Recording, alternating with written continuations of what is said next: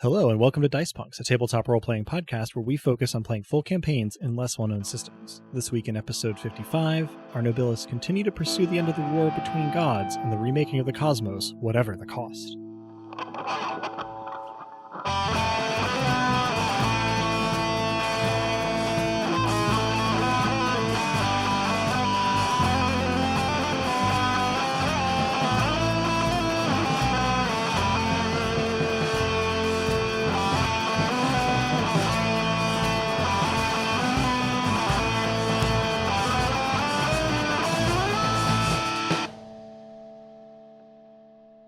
Hello and welcome. I'm Adam, your friendly neighborhood game master, and joining me are... Hey, I'm Drew. I'll be playing Leorian Cathar, the Viscount of tempo and of revelry, once more unto the revel. Hi, I'm Robin, and for the last time, I'll be playing Lyssa Crate, the Furious Queen and Guardian of Mental Fortitude. I'm Dez, and I will be playing Rumnet, Murderer of Beauty. Excellent, and thank you all.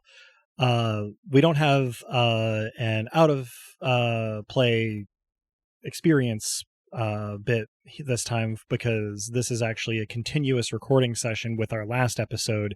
So if you're hearing this part, it means that we ran long enough to need to split it into two. So lucky you, presumably. But we should probably recap the events of our previous episode for ourselves and our listeners, and for once, that's my job. So. Well, for once it's your job on air. Fair enough. You do this constantly as a courtesy.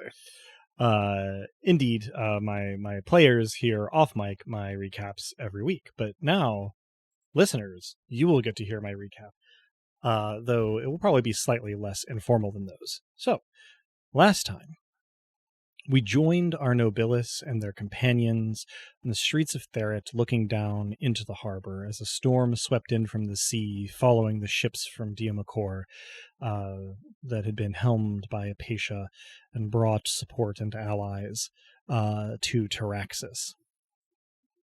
Variety of preventative miracles and offensive miracles were undertaken. The Edict of Truth made the city closed to voyages. A drum made the storm forever pending and never arriving. Once there were land and sea predators pushing in on the city, a creation of murder ended their threats, and then a canny creation of fury in the sea and the surf piled them into a sort of sandbag berm along the harbor to protect the city, while a miracle of the deep earth obliterated much of the deep and caused a massive swell out in the ocean heading for the city. There were, of course, other conversations and correspondences, all aimed at undermining Celiand and her Nobilis and her bid to be the last remaining god.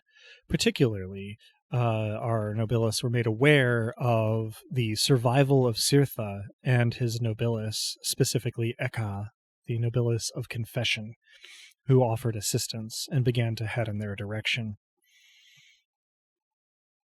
Among the miracles that were done, a complex combination of fury, madness, and sensation was used to potentially disable and definitely nettle Celiand for the benefit of the allied Nobilis against her. And it was this ignition of fury that Lyssa and especially Mavia used to track Celiand's location back to Fermata. Arriving at the manifestation after depositing Puff in Bor for safekeeping, our Nobilis and their allies tracked a focal point of fury to a home in Fermata where it appeared that Adeliova, Nobilis of Beauty, had been organizing some kind of gambit. She did not get the chance to execute whatever her plan had been before Romnet used truth to undo her and gain some power from it. And it is in the immediate aftermath of this that Mavia perceives the sort of radiating center of the fury she was tracking before back the direction that they came from in Fermata, and we rejoin our Nobilis in that moment of reorientation away from the now vacant focal point of Adaliova and back toward what it would appear to be Celiand proper. Your recap wonderfully reminded me that we never updated Eka where we were going. Indeed not. So Well, if we're heading back to Therit, then that may be immaterial. You are not. You are going back the way you came in Fermata, if you're following. Okay. Mm-hmm. I'm glad that you said that, because it allowed me to clarify something that may have been unclear to our listeners as well. I do the divine equivalent of dropping a pin and more or less sharing my location. All right. Like, here I am on Google Maps. Sure. It is perhaps not that clear cut, but you are sure that Eka has the information that he might need to catch up to you. And the building that you are in is relatively crowded with still mostly human Fermatans who are now sort of staring wide-eyed at the group of you, seemingly afraid of what you will do and not wanting to be the first to move or speak and draw your attention. Our business is not with you. Take care, be safe. Avoid the canals and the beasts that lurk there. I also informed them that they should venerate nothing. There are some barely audible murmurs and a lot of fervent nodding and looking at each other. I look around to see just how much people might get the full implication, hungrily. But I assume I don't see anyone who's fully on board. They are rather preoccupied in other directions right now, you think? I can't hide my disappointment, but I don't scare them further. Yeah, Kind of you. it's not intended, to scare them. It's just, Oh, I didn't mean An you had instruction. intended to. I just, for sure. I didn't mean that you meant to, just that you for sure had. Oh, I mean, of course. All right, I think we go in the direction in which we're being directed or pulled. Mm-hmm. Yeah, Mavia leads the way, retracing your route precisely back to the manifestation and into the manifestation. Am I still paying back speed, by the way? Am I helping us yakety sax around yeah, this place? thank you for bringing that up. Yeah, your words did not have any effect on the people in the house because they were unintelligibly garbled and fast. And yeah, you are still basically marking time in spiral patterns to stay near your companions as you travel. So what I thought might have been a paean to Dusk, what they heard was a sort of a merp sound while a wild-eyed lunatic stared at them. Sure. All right. Yeah, I more or accept less. Which it also goes a long way to explaining why they were so nonplussed about the whole thing. Upon realizing this, I probably didn't understand, but could likely guess based on Leorian. You guys should worship nothing. You get a lot of people looking at each other and nodding, go, "Oh yeah, of course."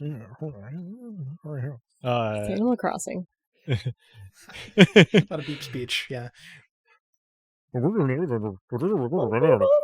For reference, it was I, not Leorian, who instructed them to venerate nothing. But Indeed. So- Well, I did also sort of instruct them, or at least inquire, but they didn't understand a word of it. oh, okay, Yeah. fair. Yeah. Then they've been twice terrifyingly and once incomprehensibly instructed. Yes. Our work is done here. Right? clap. Yeah, just kind of dust off your hands and go about your day. So you It's a declare clap that victory. counts. you proceed back the way you came. You come to the manifestation, and Mavia, as you dial in on it, you immediately realize that the greatest concentration of Celian's presence is in the heart of the chancel, which to remind our listeners, last time we were around did not exist anymore. It had just gone away. So this is already something that presumably Celiand has miraculously instantiated as you pile into the manifestation. It is vacant, and as eerily quiet and echoless as it ever was, the architecture being what does that. Not any miraculous effect. Maybe you lead your companions across the open space of the sort of main sanctuary, as it were, to the door, to the stairs, down the uncountable stairwell, into the darkness, and into... Oh, it's uncountable again? Yeah, it is uncountable again. Down into the heart of the chancel. Maybe you are the first to emerge, and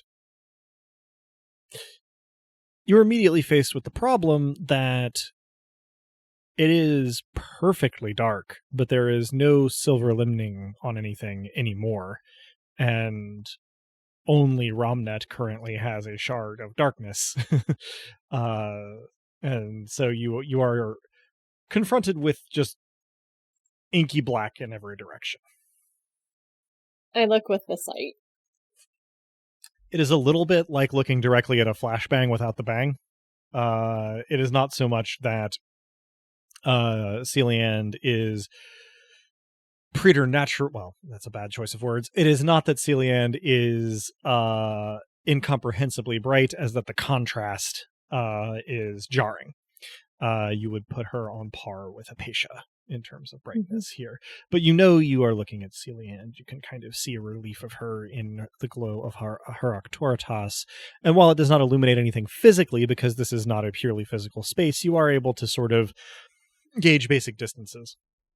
There's the well, and the rough walls and stalactite pillars now bereft of any snake-shaped relief carvings. Remind me how long aspect miracles can last.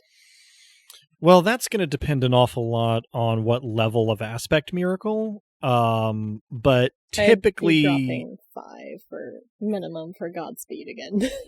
Sure. I would say they last one cohesive set of physical actions. They can scale to what the action requires. Okay. The way that you would extend things is if, let's say, you wanted to use a level 5 aspect miracle to do something that could be accomplished with a level 1 aspect miracle, you could then extend the effect, beyond one action. And can I get a very good sense of where she is based on the frickin' glow? You can also give us a moment to get the rest of the way in. Yes, please. Yes. I just don't want to open us up to an attack. Yes, you can target her. You have a good enough sense of where she is based on her Arctoritas and where it is centered. So I guess what is the intent that you have here? Just to make myself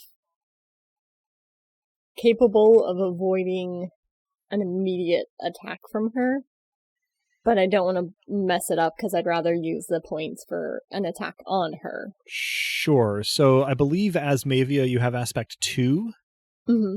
So you Which makes me pretty fast. Yeah, you could use a level 2 aspect miracle to be pretty on your toes as you enter the space. Yeah, I'll do that to start with without spending any of my temporary points. Okay. Everybody, unless I hear otherwise from our players, piles in pretty rapidly. And as I notice the darkness, what's a change cost? A change, lesser change costs is a level 6 miracle. So for you and darkness is going to be then a lesser destruction, enough that we can see. That's a level 5, right? Lesser destruction is level 5. Yeah. Ugh. Still gross. Yeah, because you haven't put anything in darkness? No, I thought I had 2 in darkness. Okay, I'm having trouble reading the sheet because you've got it all on one. I believe that currently I have 2 in truth, which I will be upping to 3 the next time I use a truth. Mm-hmm. Although actually that might we can. The next time I use a truth, the better time to have done it would have been immediately after I'd truthed Beauty. But we hadn't, gotten the XP at that point. But I have 2 in truth, 3 in darkness, 4 in murder. Okay, so 3 in darkness. The color gradient is, I believe, spelled out in the comment on that line. Sure, I can't actually see the lightest color. It just doesn't show up on my monitor. Oh, it's what 2 is highlighted in. Yeah, there is no visible highlight on 2 for me. Oh, well. I just have an old crummy monitor and not great eyesight, so... Anything? Yep, now I can see it. Cool. Cool. Anyway... And this, friends, is why communication is important. Having done with that, that would cost you then 2 miracle points to do a lesser destruction of darkness. Ugh. Let us see our work. It's probably worth doing. Yeah. I understand your hesitation, because murder is going too. to be very important very soon. Yeah. I think probably we're going to do better if I'll drop the 2. Okay.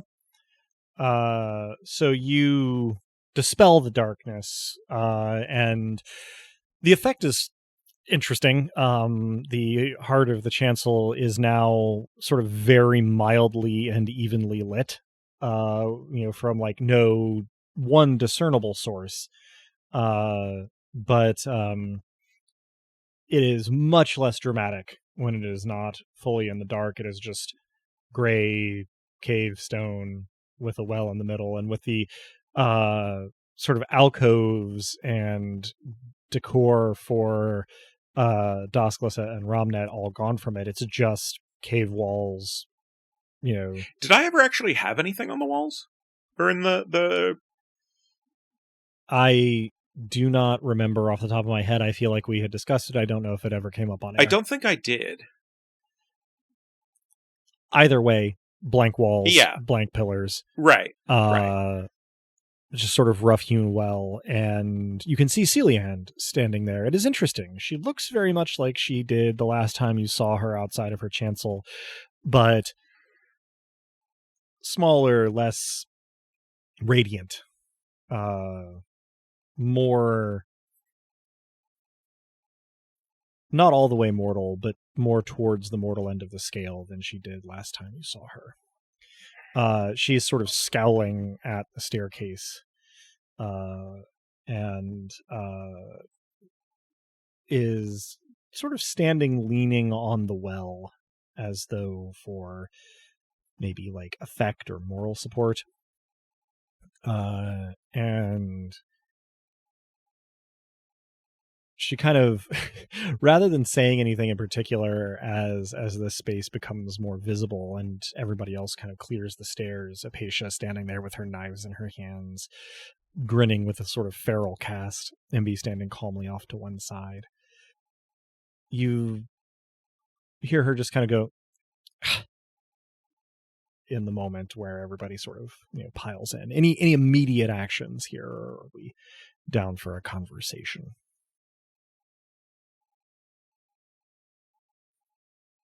I look to Leorian and nod. I nod, probably at hummingbird speed still. Well, you nod, we don't see it, but it's enough for you. You should just keep nodding. So eventually just some of the speed is starting to bleed off. So you are maybe coming down to heavily modified RC car speed. Okay. Well, all the more reason to act quickly. But I know, and let's say it starts at hummingbird speed and then becomes heavily modified RC car. What appears to be 4 Leorian heads resolves itself into one moving quickly. I don't think there's much left to talk about. There's not. I'm going to spend 4 aspect miracle points to make myself super duper duper fast. Okay.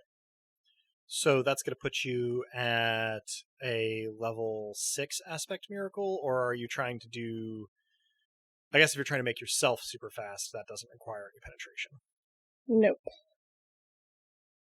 So that should put me at impossible for human speed, like catching a bullet. If you're at aspect 2 as Mavia, spending 4 would put you at level 6. Oh, it would put me at 6. Improbable, like drinking a lake. Yes. Okay, sweet. I was staring at the wrong stat there. Thank you for catching that. No, probably not. So drinking a lake fast. Yeah. Because we all know that's such a swift process. Yes. And after getting the affirmation from Leorian, I take out Electo and launch at Celiand, pointy end down towards her skull. In the instant she does that, she's made herself fast, but I make Celiand slow. I perform a creation of tempo. That tempo, of course, is a slow one indeed. Actually, since I've paid back the drum, I don't need to pay anything. I begin drumming. Okay. Can you put penetration on the drum? That was my next question. I was going to say, you're going to need to. A lot. Yeah, you are going to need to put penetration on the drum. But I'll spend all of the points that I'm spending on the penetration. Right, exactly. And, then I will create a murder. Okay.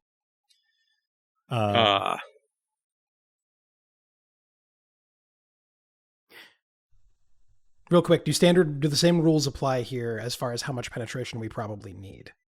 Yes. Or are we now okay. Yes, the miracles that you were using were penetrating the same Octoritas earlier, so 5 penetration seems to be the number. Gotcha. And a major murder is a level 7. Okay. So with 5 penetration, only 12 total, which for you would mean 7 miracle points. Right, and I have by right of the last trump available only miracle 6 points.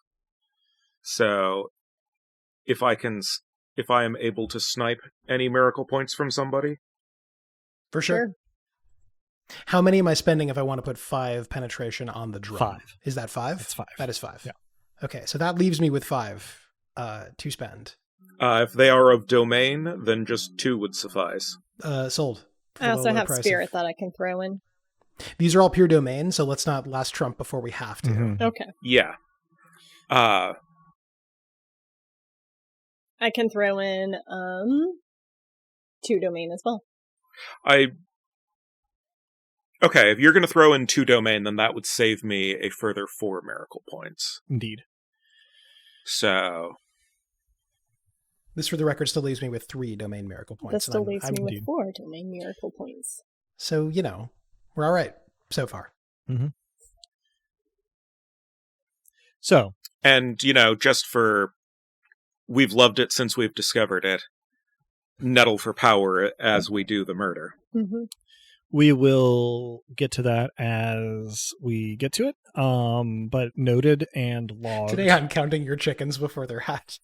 Now, counting your chickens before they're butchered. There it is. Mavia. Mm-hmm. You spring forward. Leorian, you slow Celiand's responses. Romnet, you create a murder. Apatia also springs forward using an aspect miracle of her own. Celiand is slowed, but is at least attempting a response here. And thus, Mavia. Coordination plus weapon hammer, 6 plus a master die.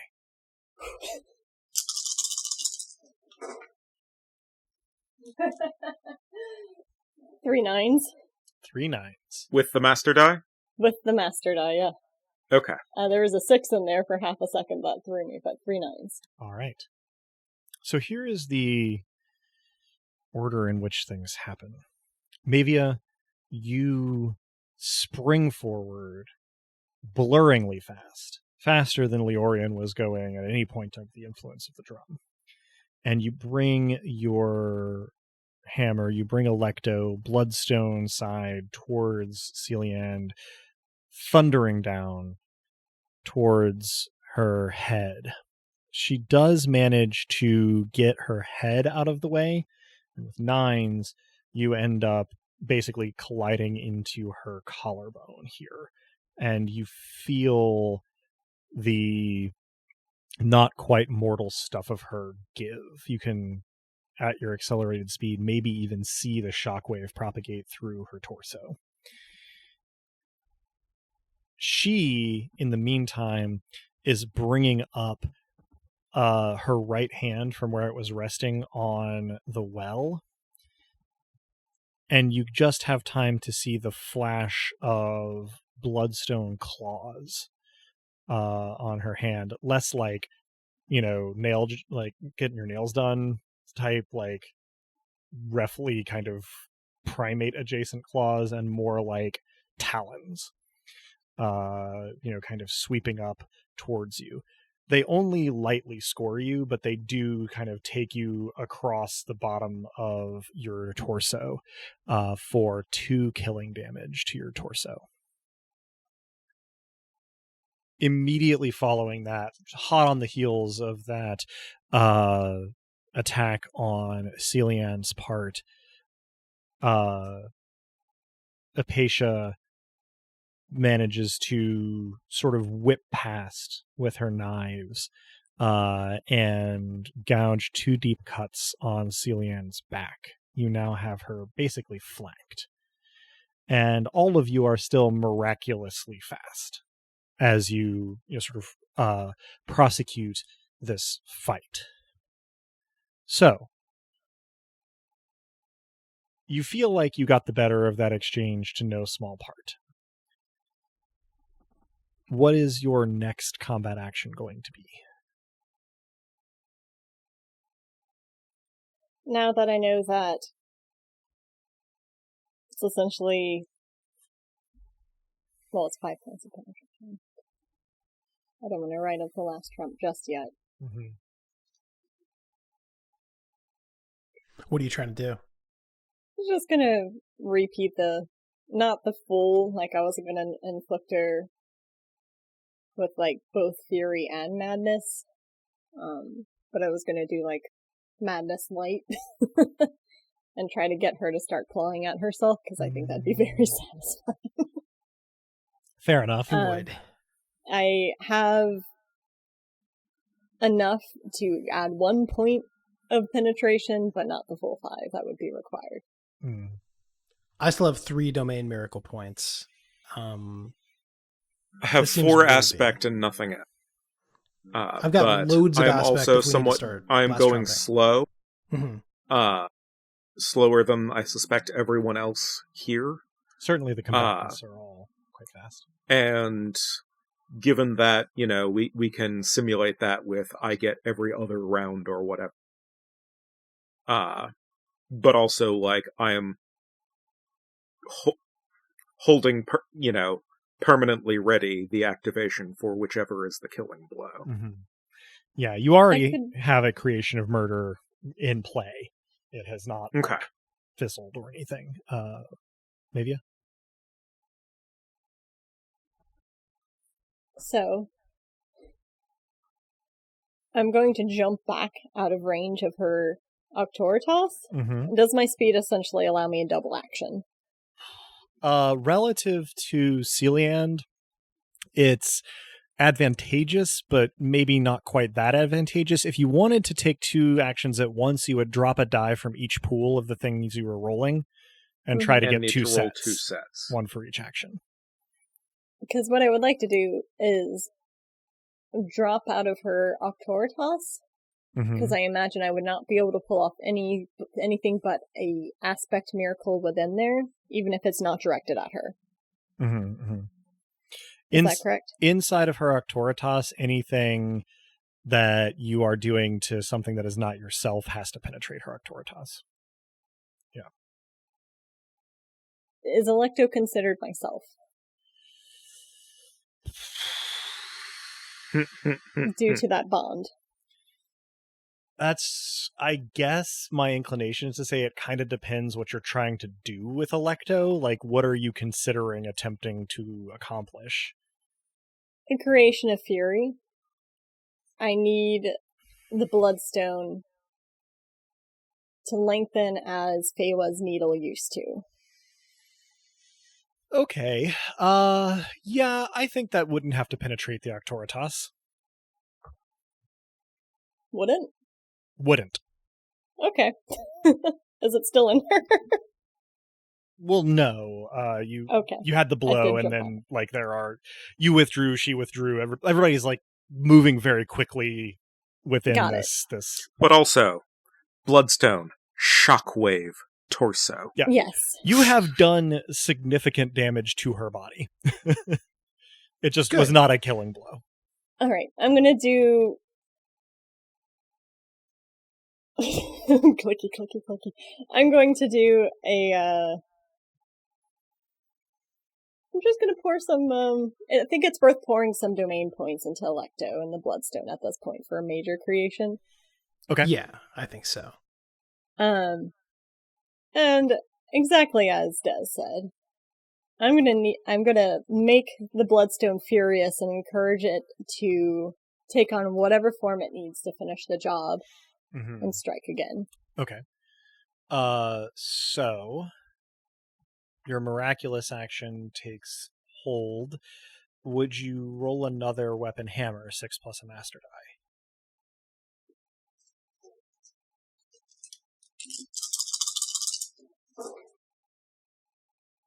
Two 10s? Okay. Let me do some other rolls real quick. The first thing that happens is that Apatia jams her knives into Celian's thigh and leaves them there. Just like, lets go of them. And Celian may not know this, but you see her going for her remaining flechette. Then you bring Electo to bear as the Bloodstone on sort of the claw side of Electo sort of it doesn't look like it's telescoping so much as it looks like it's flowing. But the sensation on your end is of you 10s, right? Mm-hmm. Is of you swinging them into the like base of the back of her neck, such that they go all the way through and come out of her throat. Celian, in the meantime, does not attack. She was attempting to get out of the way of your swing unsuccessfully, thanks to being slowed down some. But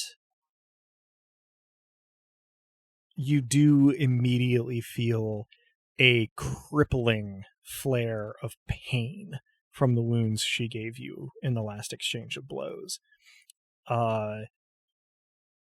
It is immediate and overwhelming. It is miraculous, cracks through your Arctoritas, and buries itself into your entire nervous system, and indeed your sort of divine being as well. Outside onlookers will see Mavia immediately sort of snap rigid and then topple into a pile on the ground. It is not entirely clear what happened to her. Onlookers, drum player and murderer in respectively. Celian is grievously wounded and may very well die of these wounds. But the would have been a mortal blow on a mortal has not immediately killed her. But you are sort of honing your murder in on the bloodstone wounds on Celian's neck. Any particular actions from either of you currently?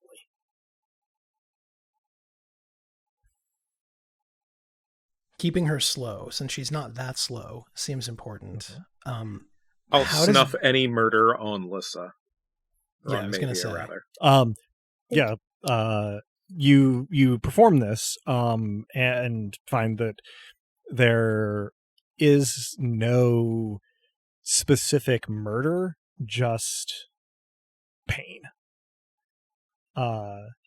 We can deal with that in the extremely short term. It is, as far as you can tell, a greater creation of the domain of pain. Ooh. I have not felt worse for once. Yeah. It is not even close. Leorian, you are continuing to slow her down. Anything else? Yeah, that this isn't a murder that we're seeing, that this is just pain, that this is her idea of a good time. I also perform a destruction of revelry. In addition to this hopefully being the time when Celiand is murdered, this is also the party being definitively over for her. All right. So maybe it will not surprise you to hear that you are currently out of commission. Not at all. Yeah. Apatia gets her flechette out, and Celiand is not... I mean, she's being slowed supernaturally, and she's also, not at her best. But she sees Apatia's attack coming. Her eyes widen, and you feel her use a miracle of decent strength, likely getting her at least close to tapped out in this confrontation, miraculously speaking. And Apatia's eyes sort of... Can I counterspell it with miraculous force? No. Okay. Snuff out a murder in case it is one, please. The version of counterspelling that goes with miracles is doing counter miraculous effects, or just having your Octoritas block it. Sure. Part of what I was thinking there was roll the counterspell, drop points at the target's Octoritas, but right. And what I'm saying is that you need to have a specific stat or domain attached to the miraculous energy that counters the specific thing being done. And Apatia sort of jumps backward as the force behind her bloodstone flechette reverses.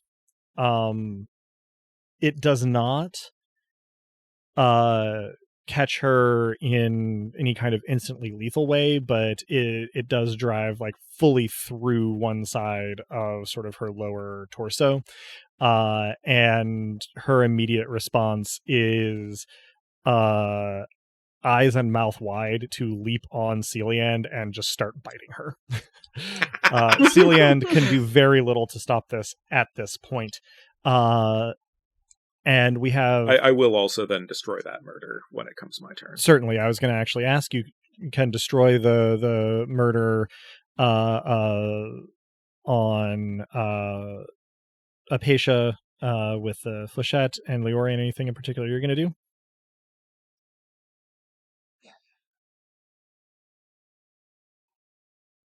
What do I do? I'm starting in character to feel like I wish I could be doing more. You have a flechette. I do. And you've been slowing with the drum. Yes. So you bring up an interesting point, and I knew there would be a moment to do this, and perhaps this is that moment. I stop drumming. Mm-hmm. I wait for the rubber band snap, though I don't think of it that way. Mm-hmm. Or maybe I do at this point. We function in metaphor, and metaphor is a strange thing.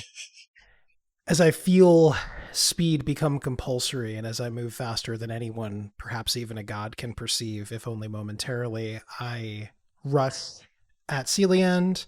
I find a spot on her that Apatia is not covering, and I flechette. Mm-hmm. And she isn't... This, I think, is... Sorry, yeah? You go ahead. Do I need to put penetration on this? Because even though it's sort of not a miraculous action per se? Technically, physical attacks on Nobilis do generally require penetration, but I was going to say, since we haven't really been holding to that fully, to what degree are you using a roll or an aspect miracle to affect this? And I have 4 aspects. Thank you. I also have. Well, those aren't going to be super fungible. And fortunately, for those not looking at Leorian's character sheet, he has 11 aspect miracles. Bend them. Yeah. No, I'm trying to think what level we're talking about here. I think we are probably talking about... Look at force, not just speed. Yeah, for sure. I'm trying to think precisely what it is that I am doing here. And I think once I have the angle, I'm going to do something that is universally improbable, as in level 6, with 5 penetration. And what that is I'm going to put the flechette in line of my lure and launch killing damage with it directly at Celiand. Yeah. Yes. Which, with a aspect miracle, in addition to just the aspect miraculous nature of it, given your pool, is 8 10s on that roll. Jesus. So several things happen at once. Leorian, you snap into fast motion. Apatia is chomping on Celiand. Celiand is slowing down, losing power and vitality as she struggles. Seems to get sort of like a little bit of a burst in which she starts to kind of wind up, and then the sound of your lure propels this flechette more or less directly into the top of Celiand's head, and it disappears somewhere in her body. Romnet, your murder is collapsing into her currently. It is taking effect. A last miracle emanates from Celiand as her form sort of goes limp and the Octoritas dims and dies around her. She doesn't have the capacity or the time for any kind of last words, but as she fades, the stone around you begins to tremble. Hey, Leorian, you're very fast. Get us out of here. Also, Nettle. Because why not? We'll again catch up to that once we are out of immediate danger, but thank you for the reminder. Yeah, I scoop everyone up and get us out of here. All right. For sticklerness and dramatic effect, let's have you sort of instantiate a level 2 aspect miracle, taking 4 last trump fungible points for you. That's fair. Yeah, because I spent... Or you could just draw 2 from me. We're going to keep it in the moment here. You said with aspect, they're less fungible anyway. So I'll take 2 from... and 2 from spirit. Typically, you guys have the leisure when I've let you funge them. This has to be like a very split-second kind of thing. And Leorian... 4 from spirit, yeah. Leorian is, among all of his good qualities, not exactly a fad-scale specimen. So in order to gather up those who need gathering and still be very, very quick, I think it's... Which is to say he's an upgrade from Fad. Leorian has invested his points elsewhere. Well, Fad lifted. Leorian studied the lure. So you take off up the stairs, those who can move following you at the speed that they can follow you at, those that cannot, sort of hauled along for the ride. Mavia, for what it's worth, with Celian's expiration, the pain becomes mundane and begins to fade. It is not instantaneous, but like there is a precipitous drop to mortal levels of pain, and now it's sort of tapering off, not fast enough for you, but not like weeks of recovery slow. All the screams that were choked back by the pain are free now. It complements the shaking and crumbling walls very, very well. You are bolting pell-mell up these stairs, and Leorian, you are going quite fast as you do so, but it's not really a physical space, and there was some relation Take us to Boar between the presence and miraculousness of Celiand and the presence of the Heart of the Chancellor again altogether. And so you start sort of like trying to collect everybody to make the jump to Boar, when entirely not of your own devising, nothing envelops the group.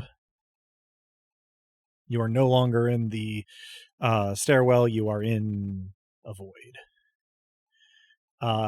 And very momentarily after that, almost instantly, but with just enough of a delay to be perceptible, the dusk-shaped nothing that you have seen him instantiate as before sort of pops in, as it were.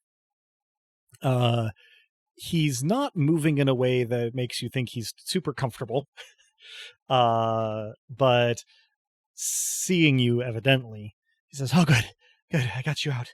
Oh, good. Hey, boss. Hey. Thanks for the rescue. Yeah. How was your nap? Can I get out 2 names? Yeah.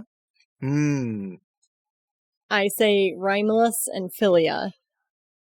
He sort of stops short. He says, after a momentary pause, yeah, they're next on the priority list. He moves very quickly to your side, Mavia, and sort of puts a hand on you, and you feel some miraculous energy return to you, easing the pain and accelerating your recovery from it. This is in the shape of 2 domain miracle points. Dosk says, I'm sorry I don't have more, but I'm still partly asleep. I've got nothing. And, well, this. And he puts sort of like, leaves the one hand on you, puts the other one on top of your head, and you feel as it rests on your head, he jams Forge into you, and as it leaves your head, takes madness from you. And he sort of wobbles a little bit as he takes that shard. So if you would like to spend your divine XP currently, this is an opportunity where that power is very fungible. All right. So that doesn't again like bring you total comfort, but it does bring you up in both spirits and being more okay physically as well. And Dosk sort of, he sways on his feet a little bit, and he says, I still mostly asleep, and there aren't many of us left. It's hard. Whatever we're gonna do, we got to do it now. Let's do it. He whatever it is, sort of holds out a hand, and out of the sort of black of it leaps Puff, landing on his arm and sort of scrambling up to, well, where his shoulder would be if he had any particular body parts. And he goes, Who else is left? Cirtha. Cool, good, great. Do we know where Cirtha is? I ask Ethka where Cirtha is. Actually, no, I don't. I truth, where's Cirtha? All right. As a divination there. And I will use that as an opportunity to drop my XP into truth, if that's that cool. Is cool. Yeah, you may drop your XP into separately, truth. has the nettle gone up? So just going to get to that. Cool. So otherwise I may not have the power. Sure. So let's see. You're currently at 3 truth? Yes. Okay. So the way that the nettle goes is it just that power that was trickling into you in this kind of hurried moment here goes with this major divination. And the nothing that you're in stays nothing kind of around you up to about head level, but above you coalesces into a night sky above you. And sure, the moon grows brighter and brighter and brighter in that sky. Now you're the only one who sees this, but that's what it looks I like. still point up. Yeah, sure. Check the moon. Oh, good, yeah. I think Dosk looks at Puff. He looks at you all. He says, I think we need to get rid of all of us all at once. There can't be any imperators. They won't not take it if they're the last one. Yep. He nods. All right. Good. So how do we get to the moon? I don't think I'm that fast. Boss. Huh? There's distance. There can be nothing. Yeah. So, who's going? And I guess we'll be all right. There. Probably. Anybody ever been to the moon? I will look at him like that is possibly the dumbest thing on a long list of things he's ever said. I've promised it to the occasional person, but never been there. Dusk chuckles and goes, right, yeah, cool. I don't guess we know where any of the certain Nobilis are. Wasn't one of them the moon? I think Ia was, but we've been in contact with Eka. Cool. Which one was that? Confession. Oh. Huh. All right. Well, whatever we're going to do, let's do it fast. I'm sorry, my brain is not working so good. It's in 2 places, and both of those places are kind of being choked right now. This sucks. You could destroy the madness. Yeah. Hang on. You get the feeling that he's like closing his eyes and concentrating. And there's like a kind of tremor in the nothing around you. So I guess it might be more accurate to say there's a tremor passes through you despite not affecting the nothing. And he sort of takes a deep breath and he goes, all right, well, it helped. It definitely helped. Hopefully it'll last a bit. Okay. Right. Moon, Eka, let's go. And he sort of gestures, and the nothing gives way to the sort of gateway plaza of Fermata. Mostly empty. People are just now starting to kind of poke their heads out as the various animals that were threatening them look kind of baffled and slip away in various forms. Dosk, having deposited you there, goes, right, you guys work on the moon. I'm going to work on Rymelis and Philia, and open line if you need to pray, and I'll try to be back when I can. If it seems like I'm going crazy, it's probably because I'm going crazy. So I guess act accordingly. Thank you, Dusk. He takes a deep breath and nods and says, Where did her power go? Dusk sort of shakes his head and goes, I can probably find out, but I'm going to take care of our friends Sure, first. Not pertinent presently. Yep. And he nods and pops out. Hey, Eka, let's meet on the moon. From about 15 feet in front of you, you hear, what? Oh, well, meet then. Yeah, I was partway to Therit and got a different location, so I turned around and made it back here. Yeah, we've had a long day and very far-ranging. Tell him things are happening quickly. Eka, for that's his not part, a pun about my thing. Looks like he has been sleeping in ditches for weeks. He looks rough. But he sort of nods and he says, right, the moon. Why? Your boss. Oh. We haven't been able to get in touch with him, really. But, right, the moon. Well, if we could make contact with my familia, that would be relatively simple. Yeah. Hey, Adam? Uh-huh. Is the moon by any chance a chancel? How do you propose to find out? I'm a world walker. I look up. Mm-hmm.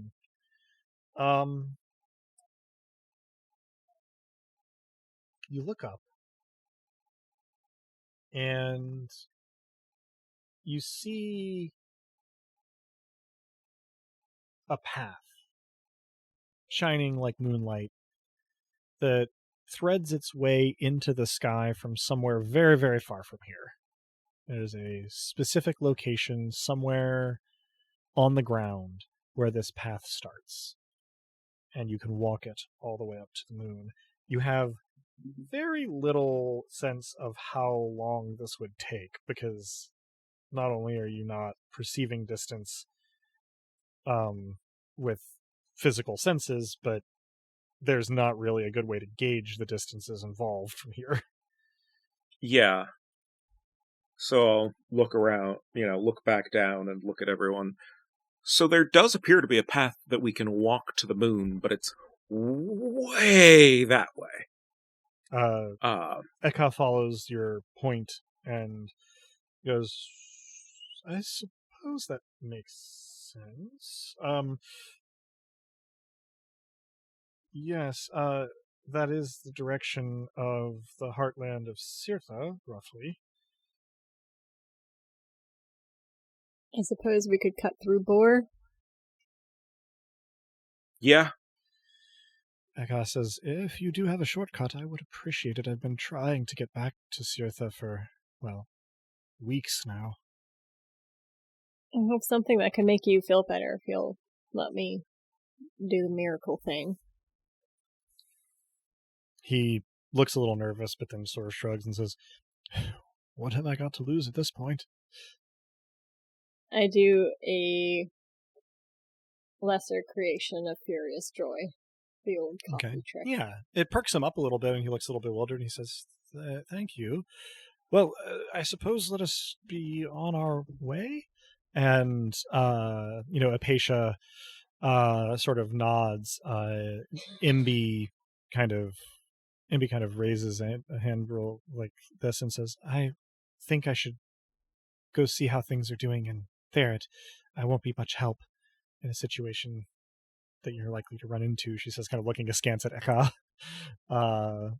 So if you could send me that way.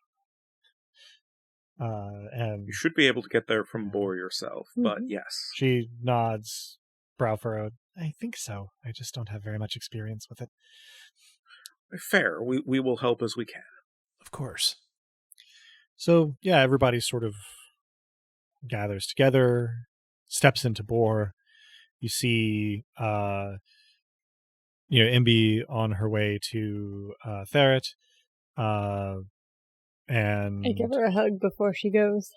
Same. Yeah, she gives hugs all around. Apatia sort of, rests a hand on her head and kind of kisses her forehead. And then you part ways as you step out into a sort of low rolling hills and scrubby sort of dry plains just on the edge of a large city made mostly of white stone. You're near a gate. Eka, for his part, falls to his knees and says, "Oh, thanks, Sirtha. Oh, it is so good to be home." I pat him on the back, but like a slow pat, like, they're there. Where can I see the path start from where I am now? It seems to come from dead center of the city. Center of the city, and we can go up. Eka sort of brushes himself off and stands and says, "Right, yes, let us go." And starts to lead the way. And as he sort of does lead you walk through a city that would be fairly fascinating to take in. There are a lot of people doing a lot of things, but you are in quite a hurry and can't really spare the time to take in the sights. But of course, as you near the center of the city, you actually see some of Sirtha's nobles sort of standing near the structure that the path seems to originate from, a large white stone temple building, the dome that the path sort of intersects as it comes out of the building. And Eka sort of runs ahead to try to confer with them. As you approach, you can see that Eka is conferring with Ia, Rimush, and Lenara on the steps. They look haggard, though not nearly as sort of disheveled and miserable as Eka does. And they seem less than happy that he has brought you here. What are you guys doing as they confer? Approach to within earshot at a minimum. Okay. Mm-hmm. So yeah, I check on the party. Okay. And at this point, it consists of the three of you and Apatia. And you are all. I mean, Mavia is probably the worst for wear out of all of you. Mm-hmm. I was going to say, yeah, I ask after Mavia's injuries, such as they are. Oh, yeah.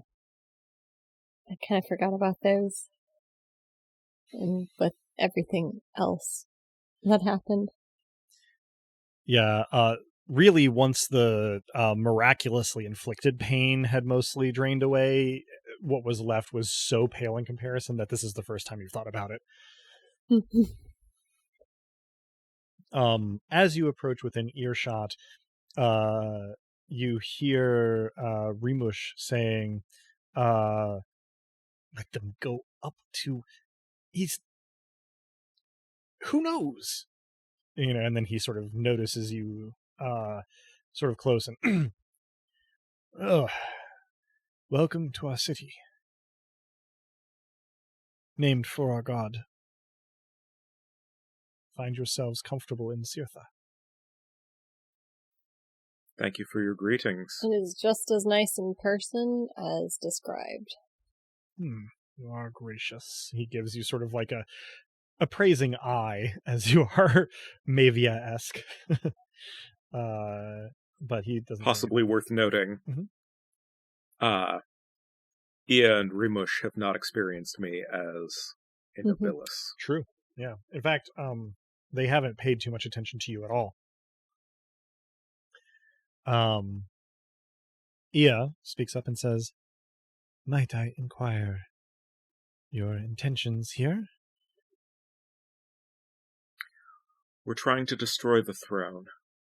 And that means? This requires the so the object of the war, the becoming of an overgod, there is an upward pressure.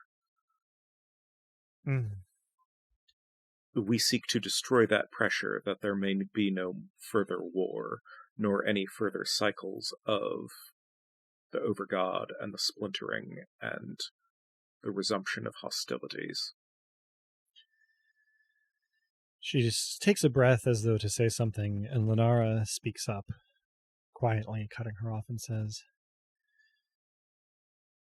"And how do you propose to destroy this upward force that you need to travel our hidden path?" It requires proximity to the throne and letting go. She sort of... But it also requires the cooperation of the 3 remaining Imperators.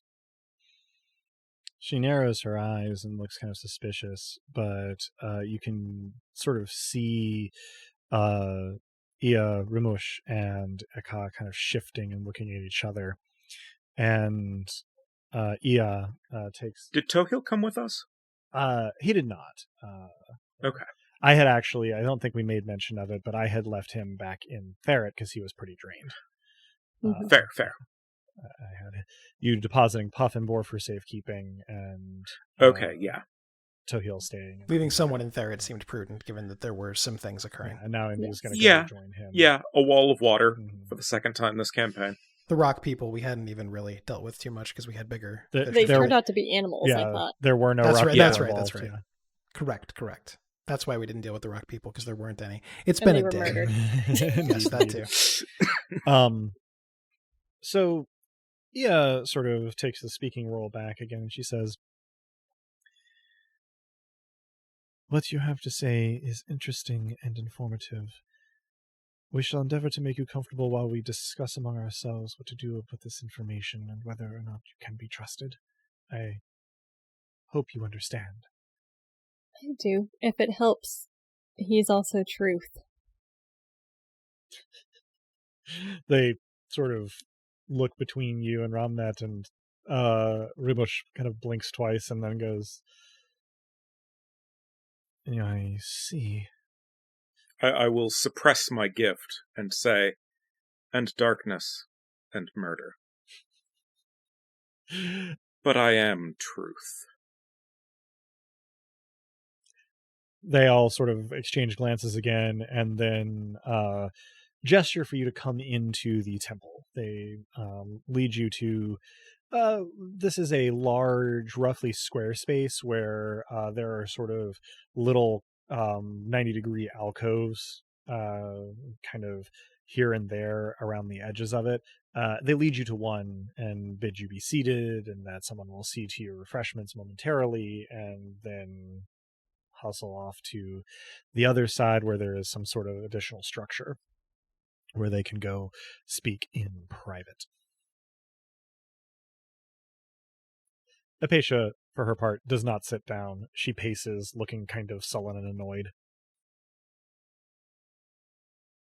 Apatia? Yes? Can you get rid of a memory of a sensation?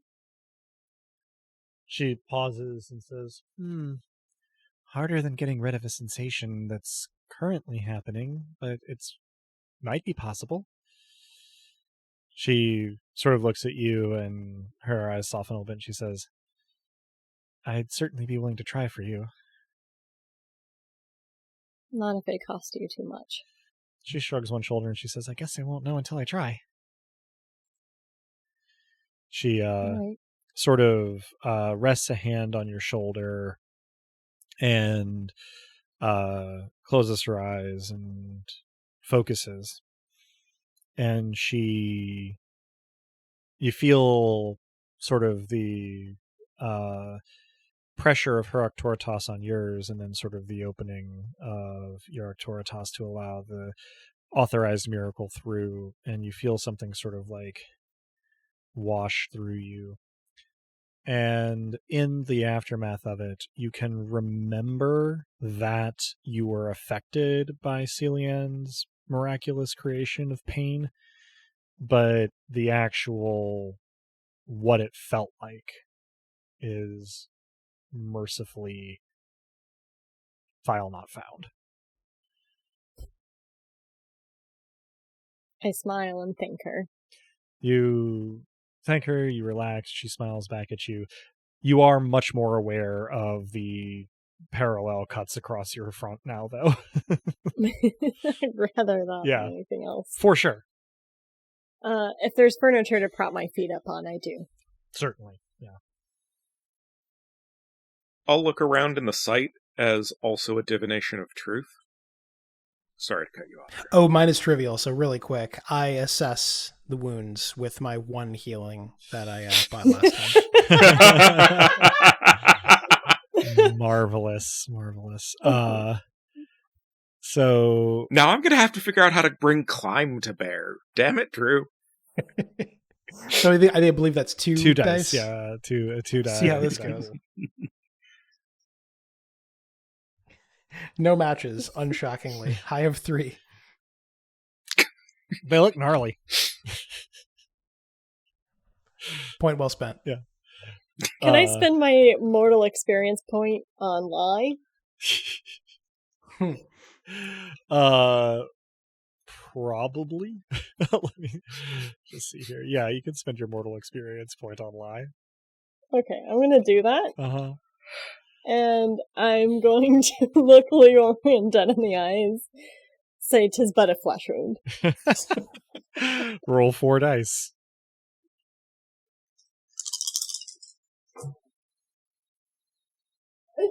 No matches. All right.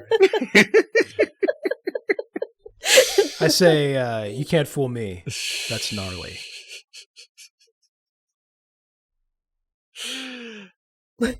Robnet, you were doing something more directly related to the plot. Not that I begrudge our players their indulgences, but what were you about to do? Dear listener, we are hour 5.5 in this recording Indeed. at this point.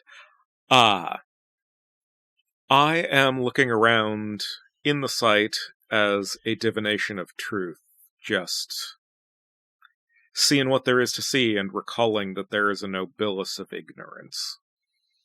Okay. You look around. There isn't that much. Obviously, you have the path, you have the auctoritates of the Nobilis of Cirtha on the other side of the temple structure. You also have the sense that there is at least one miracle of ignorance placed dead center of this temple, like, main space. Sort of would be underneath the quote-unquote stairs up to the moon.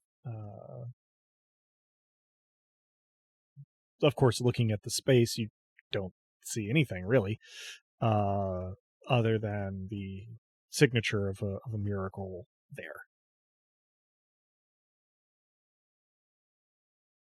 I'm a bit tapped to inquire, but there is a miracle of ignorance dead center, and I will say this in a way that is intended to carry a little bit. Mm-hmm. Worth noting. Worth noting. Worth noting. Could just be a good way of hiding the stairs. The patient nods and says, I'll check it out, and starts walking towards the middle of the temple. She doesn't do well without a task, does she?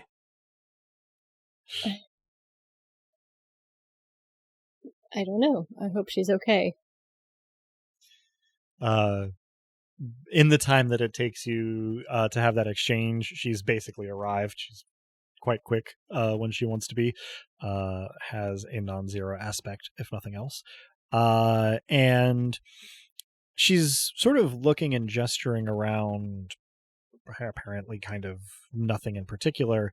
But then you hear a sort of stony clunk, and the miracle sort of dissipates,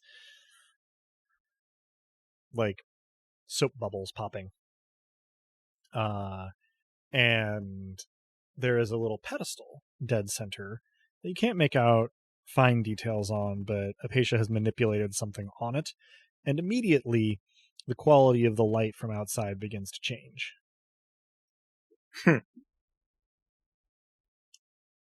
Apatia sort of looks around, shrugs, and walks in no particular hurry back to where you all are sitting. I'm just gonna look around now. Instead of looking with truth, I'm looking with World Walker. Okay. The path to the moon is still there, but it's not silvery. It's more mundane looking. Though you those of you without World Walker still don't see it at all. And it only takes a quick glance out of one of the windows in the alcove to discover that the positions of the moon and sun in the sky have swapped. A miraculous dimmer switch. Immediately the door that Cirthus Nobilis had gone into swings open, and Ia and Rimush come pelting out, looking around kind of wild-eyed, and look immediately at where you all are. And Rimush looks like he wants to shout, but grits his teeth instead and waits until they're pretty close. Ia hisses, "What did you do?" Apatia does her best to look innocent, which is not terribly successful. I step in front of her. I'm not sure. I saw that there was a miracle of ignorance. I mentioned it. We might have poked it. I was specifically not going to undermine truth by lying in that, or by mentioning that, or by lying about it. This is out of character, sure. To be clear. Of course. But I will shrug when that is said. Mm-hmm. Rimush sort of puts his forehead in his hands and mutters to himself in a dialect probably native to Cirtha, if you had to guess. Whereas Ia sort of looks up and says, "Oh, no, this is really a great idea that you meddle with the polarity of our god while we cannot contact him and have no idea what state he's in. Very, very, very smart." She sort of looks around. The meddling was not intended to do anything in particular. She does not acknowledge your statement. She just says, she sort of gives you a hard look and says, "You are not welcome here any longer. Please leave, and leave all of us alone. We will work this out on our own." I'm afraid we might be past that. I don't think any of us is on their own anymore. There are 3 gods left. And I can tell you exactly what they're feeling, if you would like to experience it, which is likely why you haven't heard from your god. Apologies for messing with the polarity. We didn't realize that you had a switch in here. That ignorance is a double-edged sword. Sometimes it conceals, and sometimes you stumble into something you shouldn't. She sort of grits her teeth and says, "Right, because there's no way there would be a reason for that miracle to be there. If you will not leave, we will force you to leave. You have worn out your welcome. Do not care about your war. We want our god back. If you can't help with that, then you have no reason for being here." We would like to help with that. I hope you understand why we were suspicious of a miracle, considering that half of your delegation was hidden in our chancel for so long. She seems somewhat nonplussed by that. She sort of says, the kind of shakes her head and says, "Our miracles in our home." And then just sort of gestures to Rimush and says, If you will not leave, we are prepared to force you. I gather I gather contact with my friends and their delegation, and I world walk us up that path. Okay. Let me see. I smile as we depart. Because we're leaving. I can step from the earthly vicinity. Mm-hmm. As you begin your trek up the path, you are already out of earshot of the Sirthans on the ground. But very quickly, a very, very bright light begins to emanate from Rimush down on the temple floor.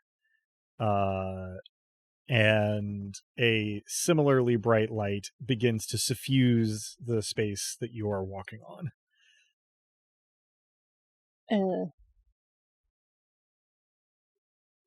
What was Rimush's the sun spirit? Or his spirit. I believe he was moderate spirit. So 3. Are we all close to Leorian? I mean, presumably you're pretty close. Stairway's pretty narrow, right? Yeah. Considered. The only concern is if the stairway just... Path, not a stairway. It's more like a... It's not a stairway to heaven? It is more like a Roman highway. The Roman highway to heaven doesn't have the same ring to it.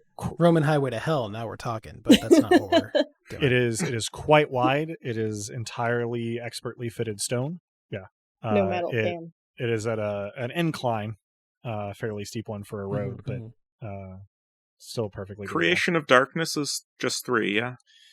Lesser Creation is level 4 domain miracle. Then I could either borrow a domain point or trump 2 of mine. I have 4 domain points left. Okay. You can have one. I'm tapped on domain points, but I got Roman Spirit in a pinch. If I can borrow a domain, Lissa. Oh, you got one. Thank you. And I will spend that to create lesser darkness around us. Right. You can feel the intensifying sunlight on the edge of your miracle of darkness, but it seems that you are preventing it from affecting you directly successfully until and unless Rimush changes his approach. If you are looking for a visual, the outside of the darkness that you have summoned here looks not unlike the Hammer of Dawn weapon from Gears of War. Oh, fantastic. Are any of the rocks molten? Not that you are able to see, because the rocks in your vicinity are not being affected, but it's possible that they are being affected trailing behind you. You wouldn't really know. I bolster the darkness with a creation of fury and make it spite the light. Okay. Yeah, you feed the fury into the darkness. It does seem for the moment that you are safe from what Rimush can throw at you. Do all of us in this party currently have aspect of non-zero? I think I'm still 0. Leorian is still 0. Okay. The only thing I can really do in this situation is drum and get us up where we're going faster. Don't do that. We want you fast. We do not want you slow. I was going to say. So there isn't a ton to do other, I guess, than chat on your way up. But after some amount of time of walking, your party does hear from Dusk. He sounds a little ragged, but he says, I think I've managed to stabilize Romulus and Philia. They're sort of in a similar torpor to what I had Ruta in. Okay. And I suppose we'll see what we can do. Romulus was a challenge, since he didn't really have an anatomical heart. And, well, I'll give you the notes later if it comes to that. But how goes on your end? We're walking to the moon. We've pissed off the Sirthans. They didn't like us to begin with. Fuck them. Oh, good. Well, that's great. When you get there, I suppose I'll come to you. And I'll try to bring Puff. Oh, good luck. And thank you. Be well. Yeah, sort of falls off, and you continue your ascent. Eventually,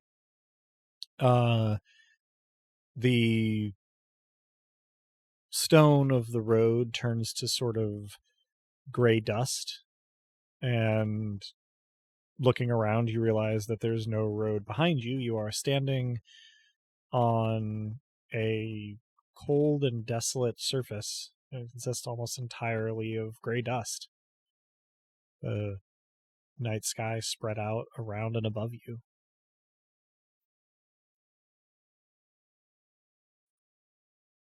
So is this a chance?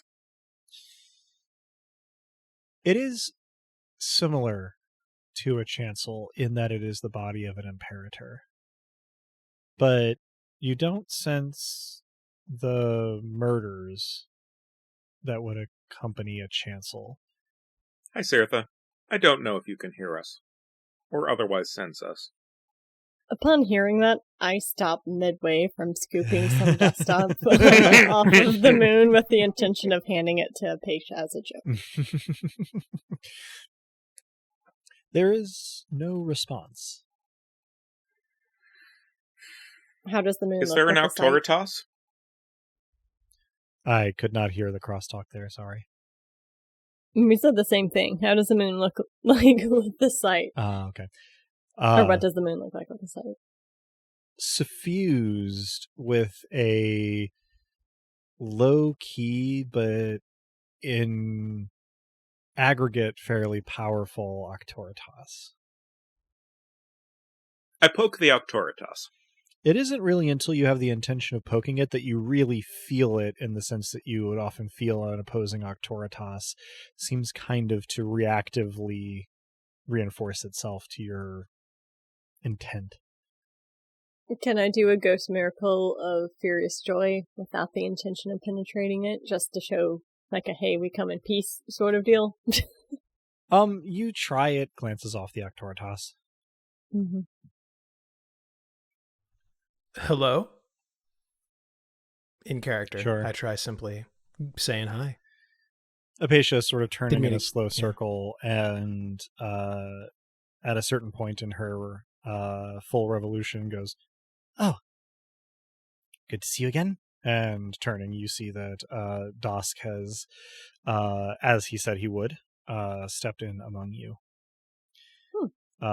He looks around, and he says, "Well, I don't think I expected there to be a place more desolate than Bor, but here we are."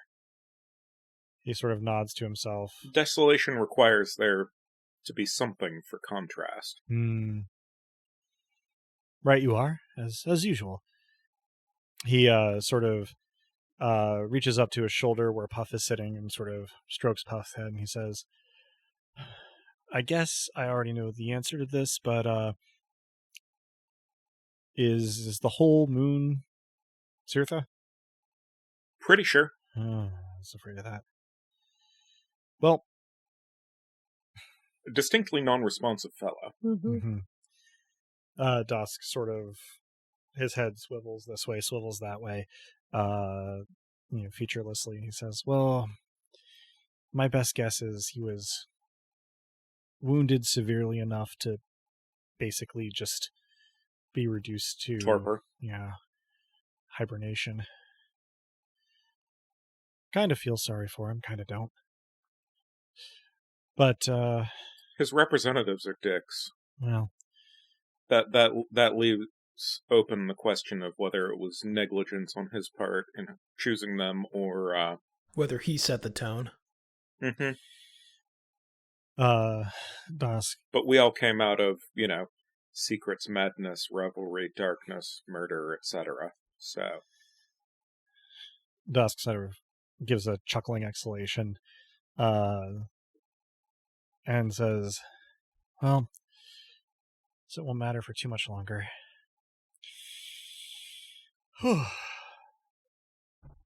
I guess it's probably time. I don't really know what's going to happen when there are no more imperators between you, Nobilis, and the throne. But I trust you to handle it, for what that's worth. It's been an honor, boss. I hug Dusk. Yeah. It is a singularly odd sensation, but he seems very grateful for it. Apatia joins in on the hug as well. Puff sits on his shoulder the entire time, failing to look aloof on account of being too cute. I offer my hand to Puff, and then ear scritches. Puff tries to look affronted at being ear scritched, but the ear itself kind of does that little flick, flick, flick, flick, flick, movement that sort of belies the haughty demeanor. I will bow to Puff. Puff sits up straighter and raises his chin. I take a note from Ron on that, and also bow to Puff as I back away and say, thank you, Ventus. You might notice at this time that I have been bowing to both Dusk and Puff the entire time. Yeah. Only now do I become self-conscious about it and say, thank you, all of you. I really kind of caught the tail end of this whole divinity thing in its current form, but there's no one I'd rather have experienced it with. Dusk looks at you, Leorian, and says, you're the best evangelist a god could hope for. Thanks for flying by the seat of your pants into this whole thing. I do not literally float away into space, but emotionally, that is what happens. I'm no use for several seconds. My eyes are alight. He looks at Apatia and says, I guess we could probably qualify as unlikely friends, but I like to think of us instead as lucky friends. And Apatia gives him a warm smile that she then deliberately turns intimidating, and says, it was a pleasure to make your acquaintance, and leaves it at that. Not friends, Dusk. We're family, and we'll see each other again. He nods and says, I don't know that that's not true. And he walks up, to you. It will be true to the best of our abilities. He walks up to you, Alyssa, and reaches up to put a hand on your shoulder, and says, it has been a wild ride from day one, but it couldn't have been better company on any part of it. No, I wouldn't have chosen a different path, I think, even if I had the option. He chuckles. He says, I guess I wouldn't either. Seem to have had more options than most. He pauses for a moment and then pulls you into a hug, which again feels strange. And he seems conflicted, but chooses not to linger, and then turns his attention to Ramnet, and sort of hovers awkwardly on the inside and outside of personal space boundary as he says, I will roll my eyes and step into a hug. He gives you a relieved hug, and he says, it couldn't have been weirder if we tried, but it was lovely. Yeah.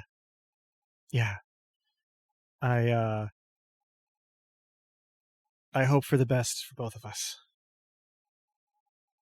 Let's see how things stand, if we can arrange it so there isn't an inherent power imbalance.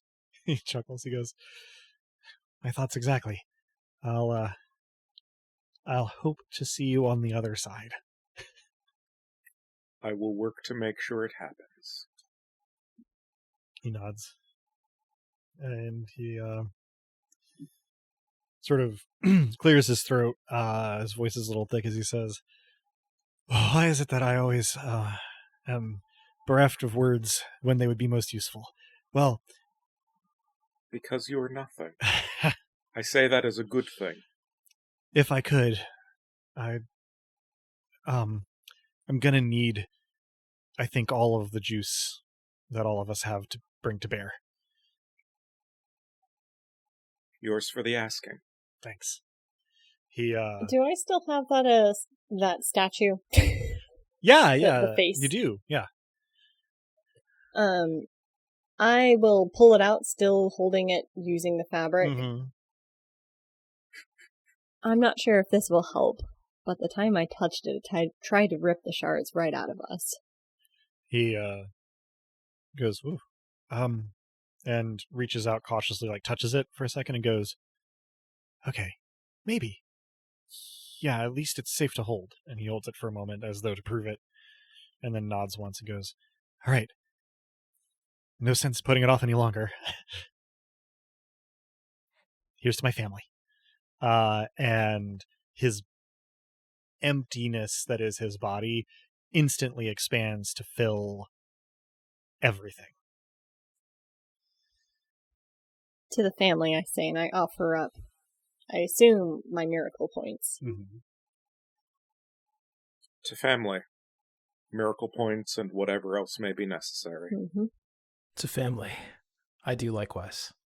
You feel your reservoirs flow out of you, and then you actually feel yourselves turn into a conduit for the belief of Firagi's sect and the various other people whose lives you've impacted in a way that made you memorable and, if not objects of worship, then of regard. And then you feel a pressure on your shards. Not the same exact thing that Lissa felt in the God's Woods with the artifact. It's not pulling them out of you, it's pulling the power out of them.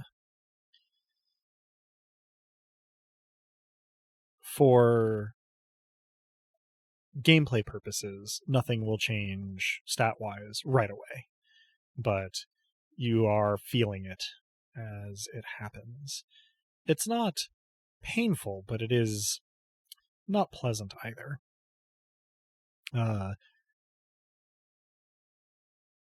You have no precise sense of the time in which you hang in this nothing in this moment, but slowly the nothing fills with a gravity. It pulls, instead of down, up. It pulls as though from the crown of your head towards some point above you. There's still no scenery, no thing, but you can feel it yawning. Directly, for the first time, you feel the pull of what you've come to call the throne. Presumably, everyone and everything that possesses a shard currently feels it to some degree.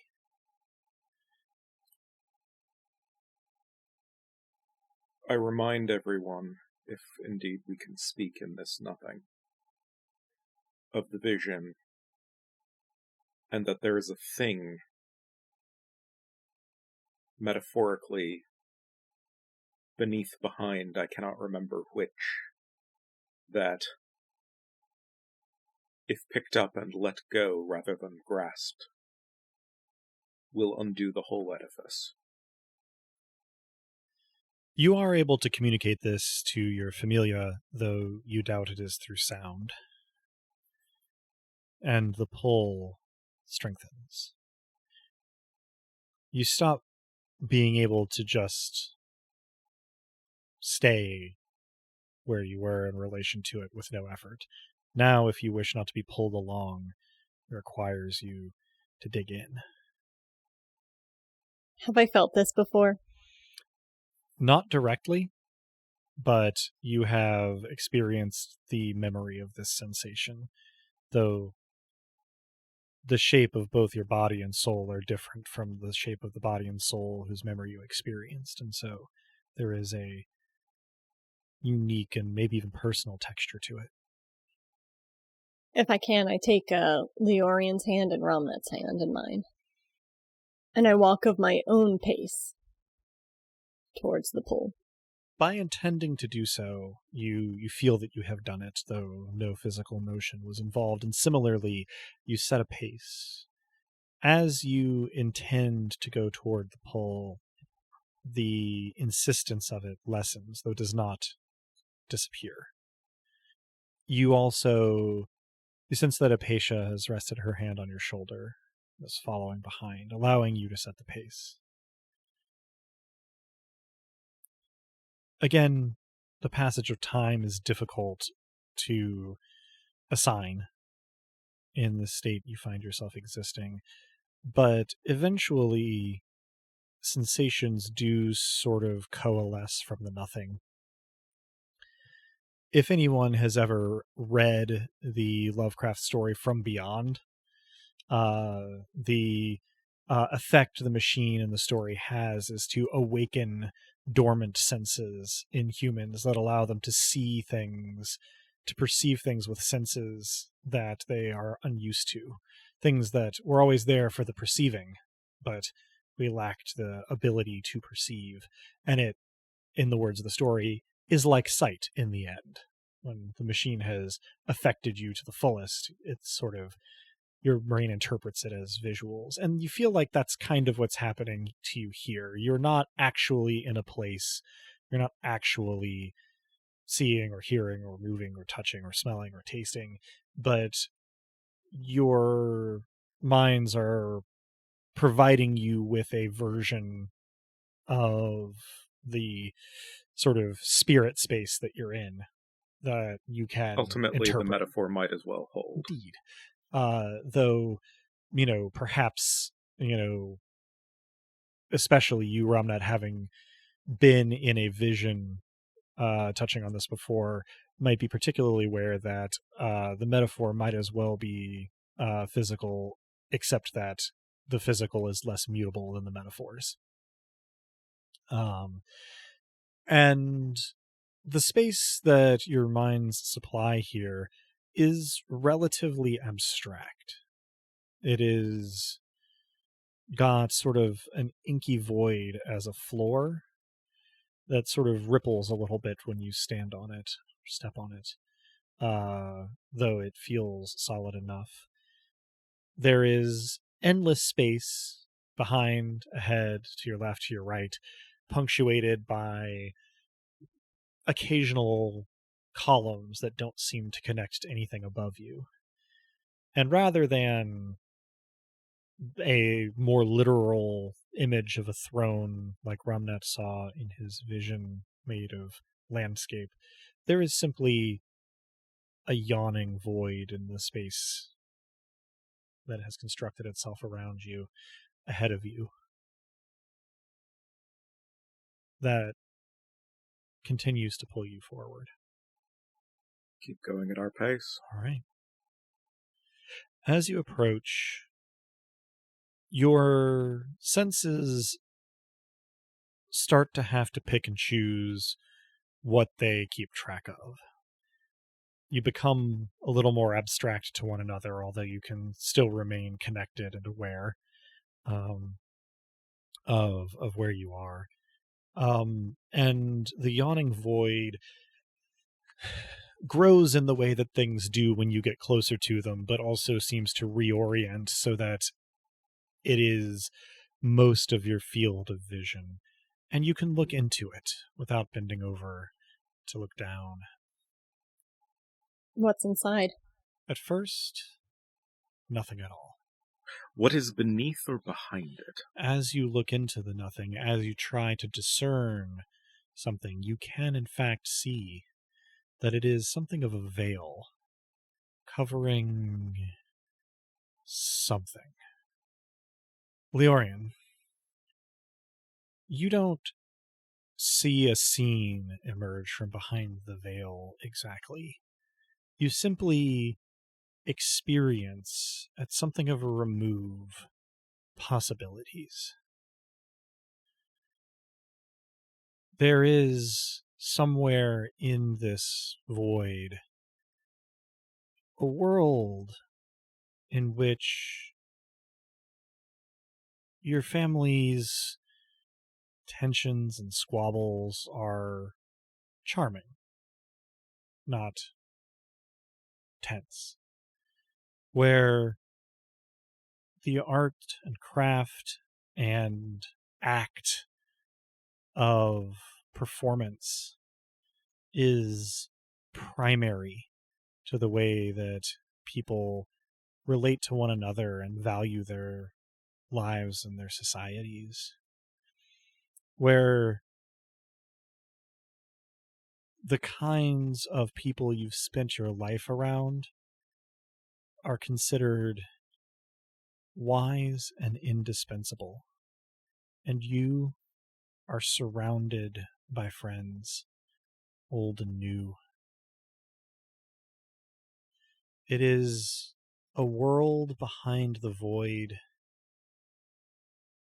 in which Aldry is alive and part of your troop, and the drum was never broken. Lissa, Mavia, in the void emerging from behind the veil, you can see an entire possibility where you didn't have to try to bend or change for your family to love you the way that you could accept, where Varric had always been in your life, where your craft was recognized exactly for what it was, practical artistry that made people's lives better, where people are allowed to live as they want with the people they want to share their lives with. You are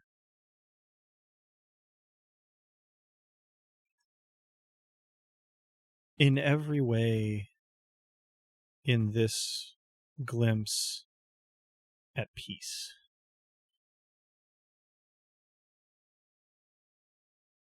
Ramnat,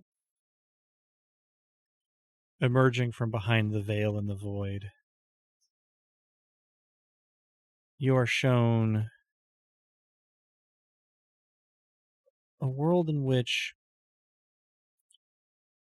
it isn't more than a thought to keep in touch with or even be with people, however far-flung they might be, where casual conversation is in earnest, whether friendly or not, where Dusk never had to ascend out of the mortal world, and where the communication of ideas and the swaying of people is an expression of affection and value, where, for the most part, people say what they mean and mean what they say.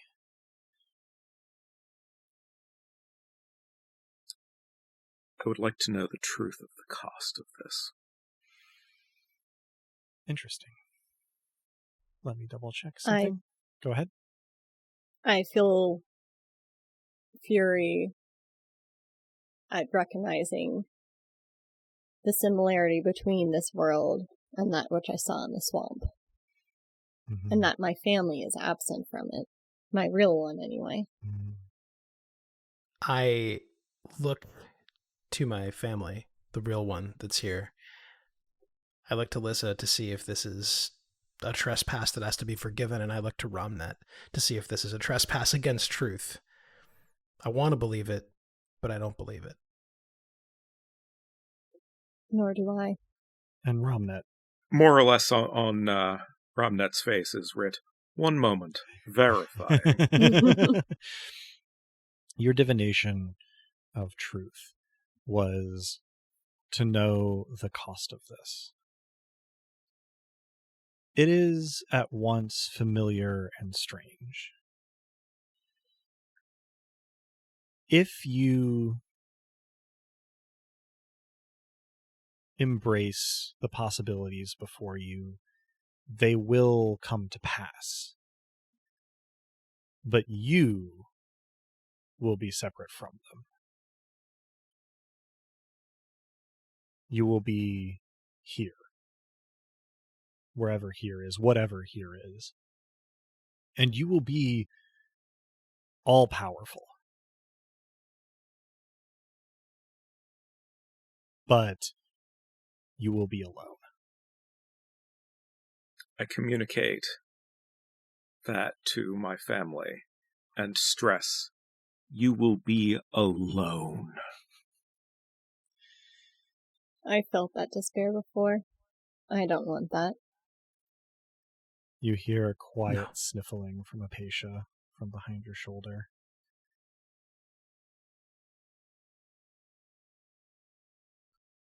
You don't have to tell us what you saw if you don't want to, but we're in this together.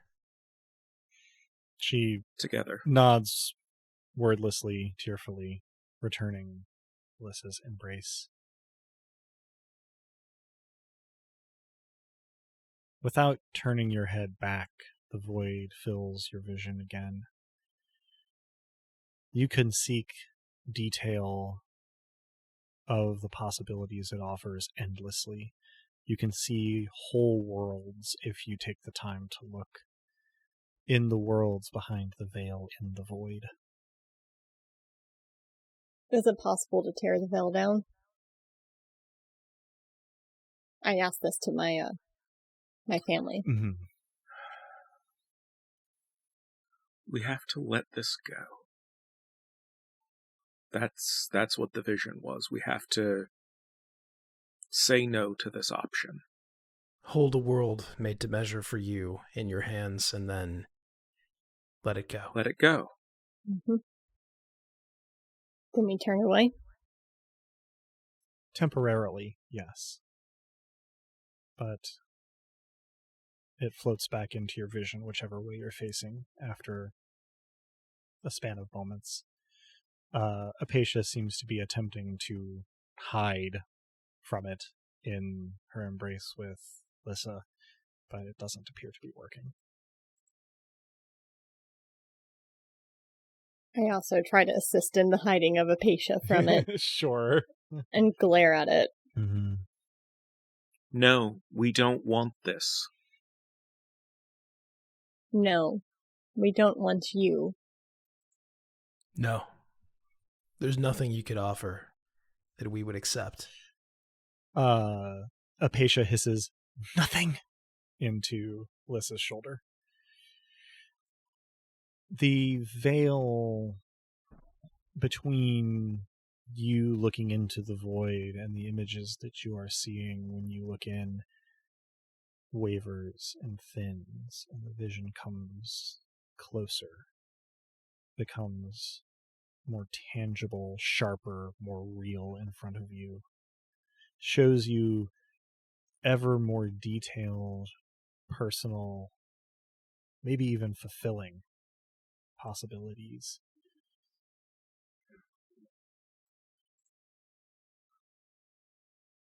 Apatia takes kind of a ragged breath and says, I don't know how to refuse it more forcefully.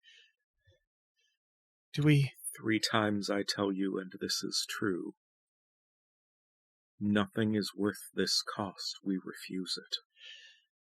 As you say that, and for this affects Romnet only, the window into possibility that you were seeing leaps forward and becomes everything around you.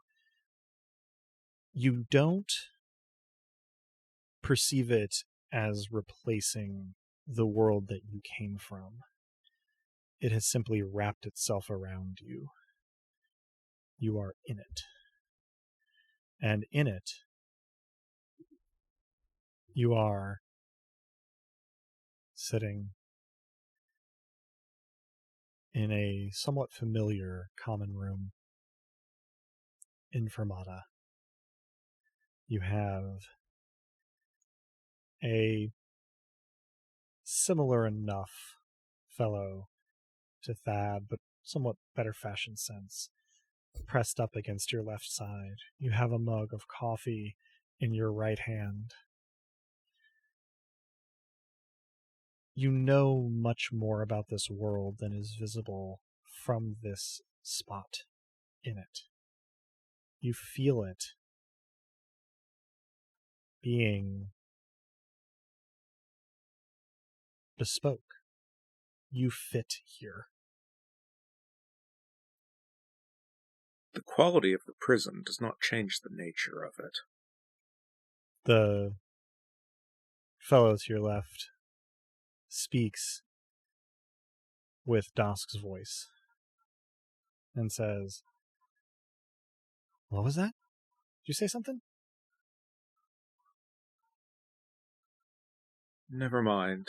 And I reach into my chest and tug on the shard. You feel, not with your fingers, but immutably all the same, your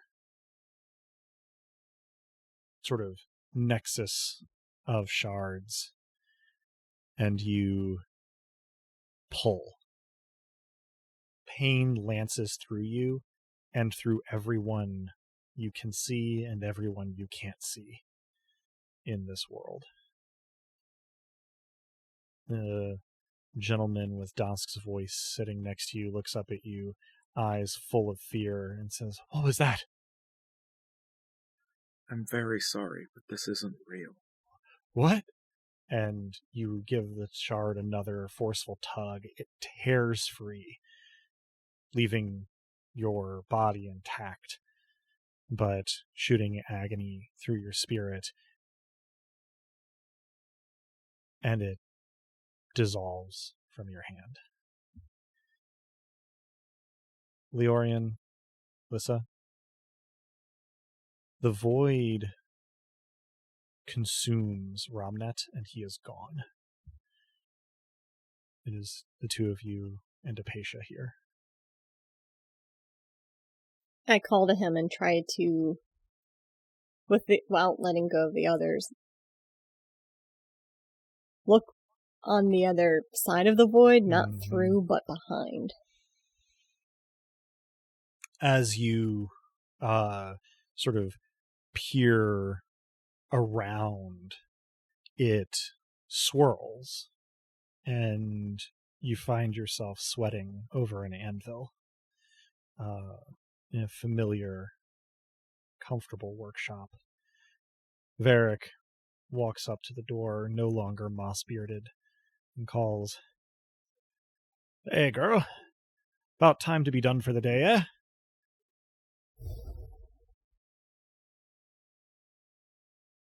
Varric, this isn't you. He gives you an odd look and says, "Not sure what you mean by that, but,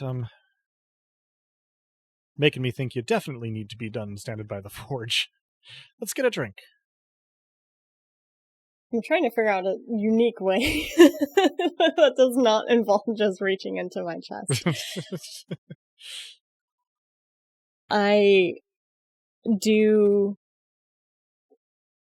to the best of my ability, a destruction. I do a destruction of fury. Okay. I want to... A greatest destruction of fury? A greatest destruction of fury.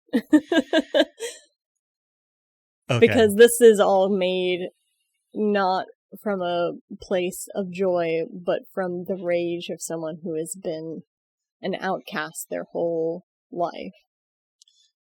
And I want it to end.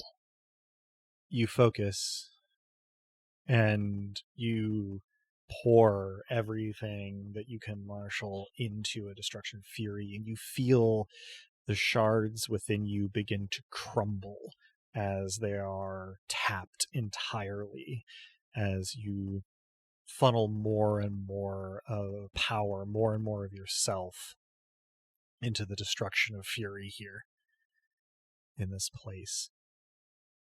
And as you watch the walls of the forge crumble around you, Varric, his form simply falls apart, like a poorly made doll or a wax moppet set too close to the fire. And the ground underneath you crumbles away as the last of your shards, and the forge is the last to go, crumbles away. Leorian, Void swallows Lissa, and she's gone. It's you and Apatia now. I turn to Apatia. She looks particularly bereft with Lissa gone. No. I'm sorry that you two couldn't do this together, but I know you can do this. I know that I can. I know that we can. You know what you have to do. She squeezes her eyes shut. She nods. She says, "Right. Hold it and let it go." She sort of looks at you for a moment. She says, "I hope I will see you on the other side, and, well, I apologize if this is distracting." And she bites down on your wrist.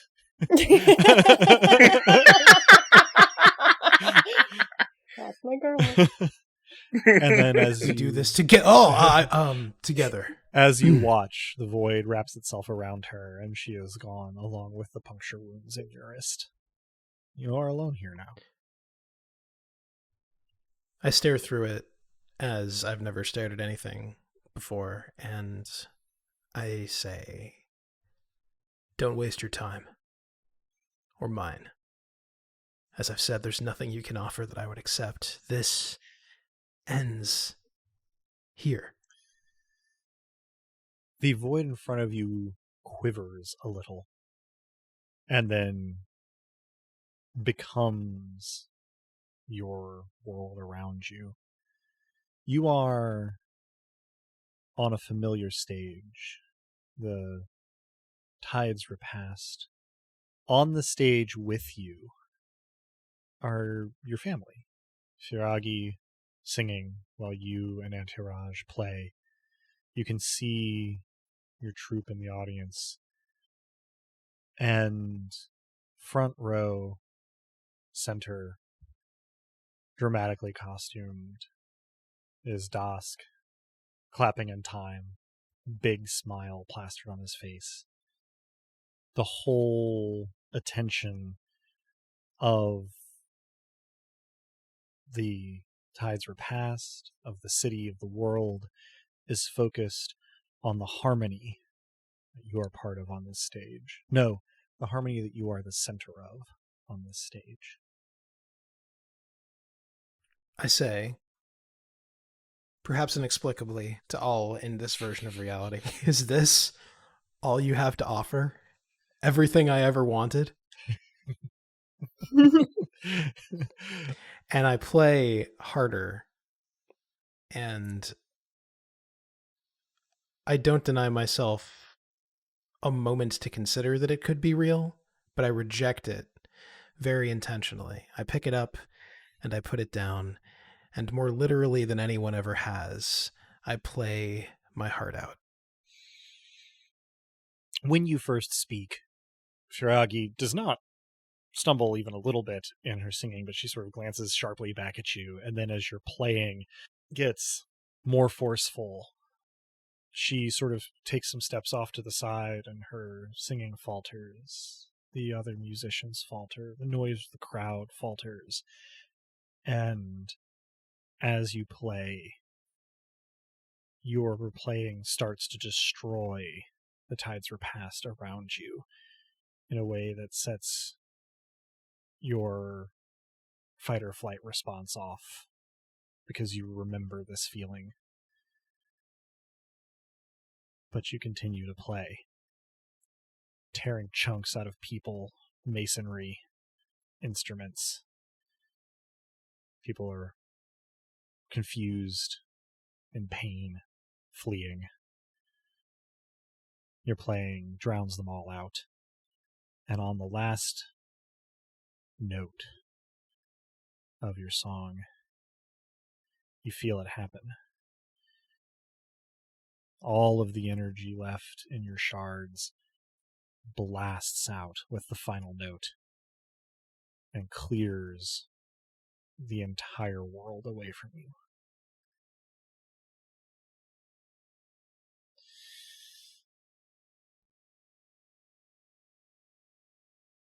The four of you find yourselves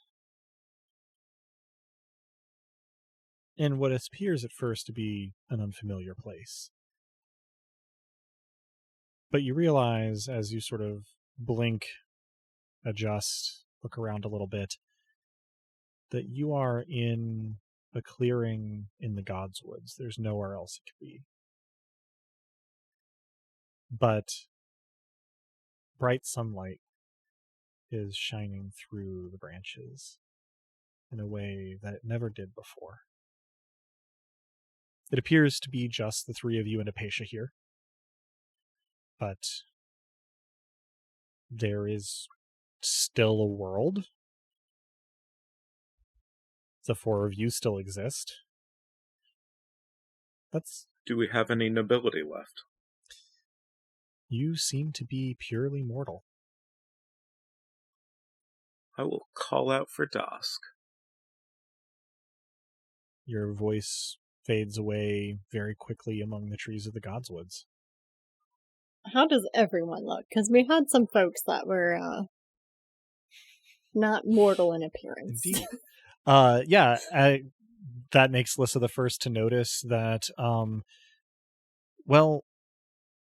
Romnet is not exactly mundane in appearance, but... Do I still have my smoking void skull? You have dark, undulating hair, and you have all black eyes, but not smoking void skull. Apatia, for her part, has somewhat pronounced canines, but much more normal teeth than she had before. Are her eyes back? She does have eyes, and in contrast to Romnet's, they are fully white, though she does appear to be able to see, though she is squinting quite a bit. I look at my tattoo, or for it. It is present. What do you see when you look at it? It may not be apparent to me at first, but upon closer scrutiny, I realize that I'm looking at a single-headed snake and not a dual-headed snake. And I can tell this because it has the features somehow from both. Mm-hmm. The colubrate eyes, the venom pits, and it somehow has taken on some metallic scales as well. Mm. Excellently described. As you take in the more and less obvious changes in yourselves and in the world around you, you come to realize that you may have been wrong in your initial estimation. It's not so much that there is no divinity, it's that there's no shards. It's as though there is a speck of the otherworldly clinging to each person. And certainly the Godswoods still feel somewhat uncanny, if not supernaturally so. I hug my family. I feel safe in saying that they hug you back. Yeah. I will try to use what divinity I have and can figure out how to do so to reach out for the concept of dusk, absent though he likely be. You are unable to so much as reach. You are limited in all practical ways to normal mortal means of perception and communication. Apatia, for her part, gets into the hug and starts sniffling and then crying and then bawling. And she sort of squeezes onto you and says, I thought I would never see you again. And then sort of wipes her nose and collects herself. I offer her my kerchief. She looks at it and then goes, oh, and sort of wipes her eyes and sort of sniffles a little bit and hands it back. Thank you. Well, here we are. Here we are, and here Apatia says, it all is. Where are we? The God's Woods. As it wasn't. Oh. Well, I'm glad you know.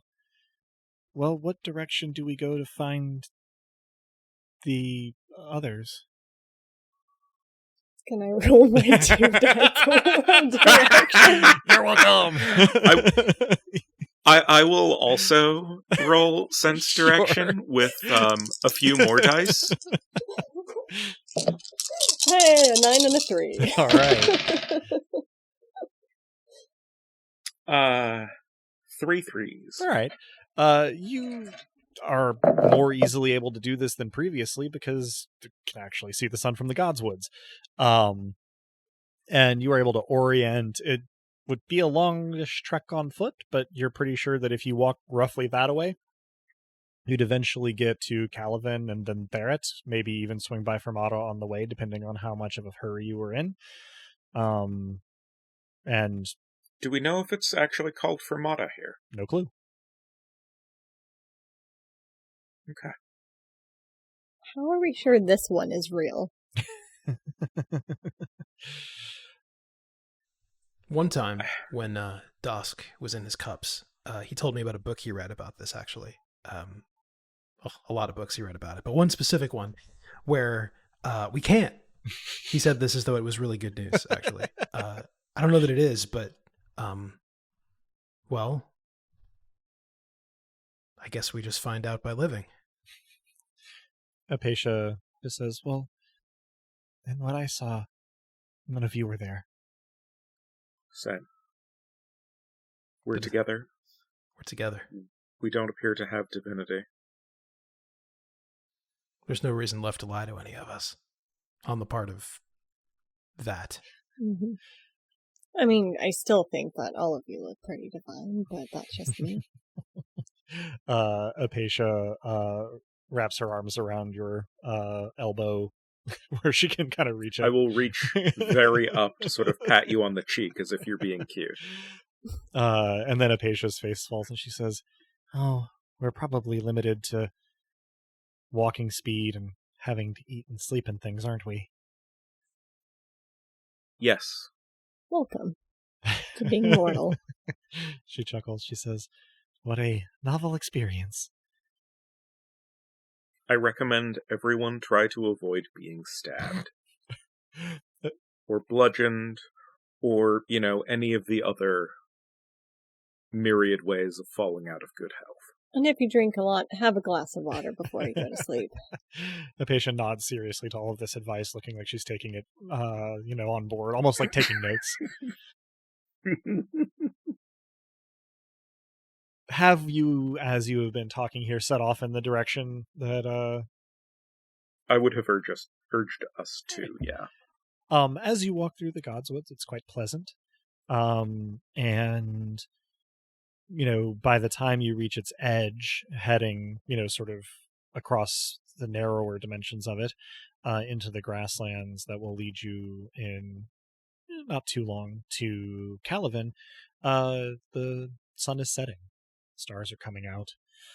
The moon is becoming visible. And, well, it doesn't really seem as deep or as dark or as mysterious as night falls as it once did. The ocean depths beneath the horizon to the west are less inky and less primal.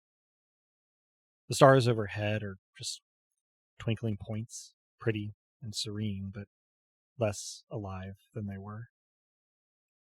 For all the world around you, godless, masterless, may seem less vast and alive than it did when gods roamed it, it is also now free, and much more beautiful than ever because of it. I would like, if I could, to do a little bit of time-lapse here and there.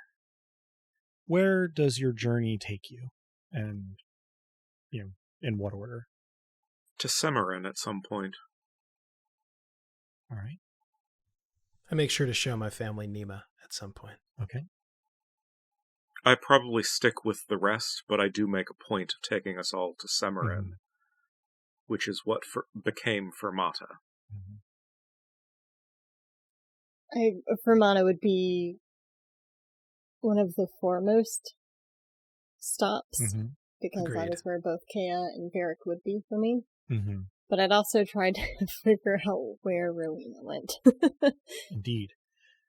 So, as you walk out of the God's Woods on that first day, you discuss, possibilities for checking out the world as it is now, trying to find your other loved ones, find out what became of the people and places you care about and have seen. And you get sort of a relatively efficient kind of plan going. From where you are, the shortest walk is to the Vales.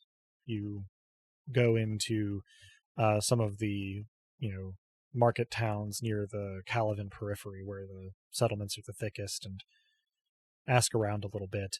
It seems that people are not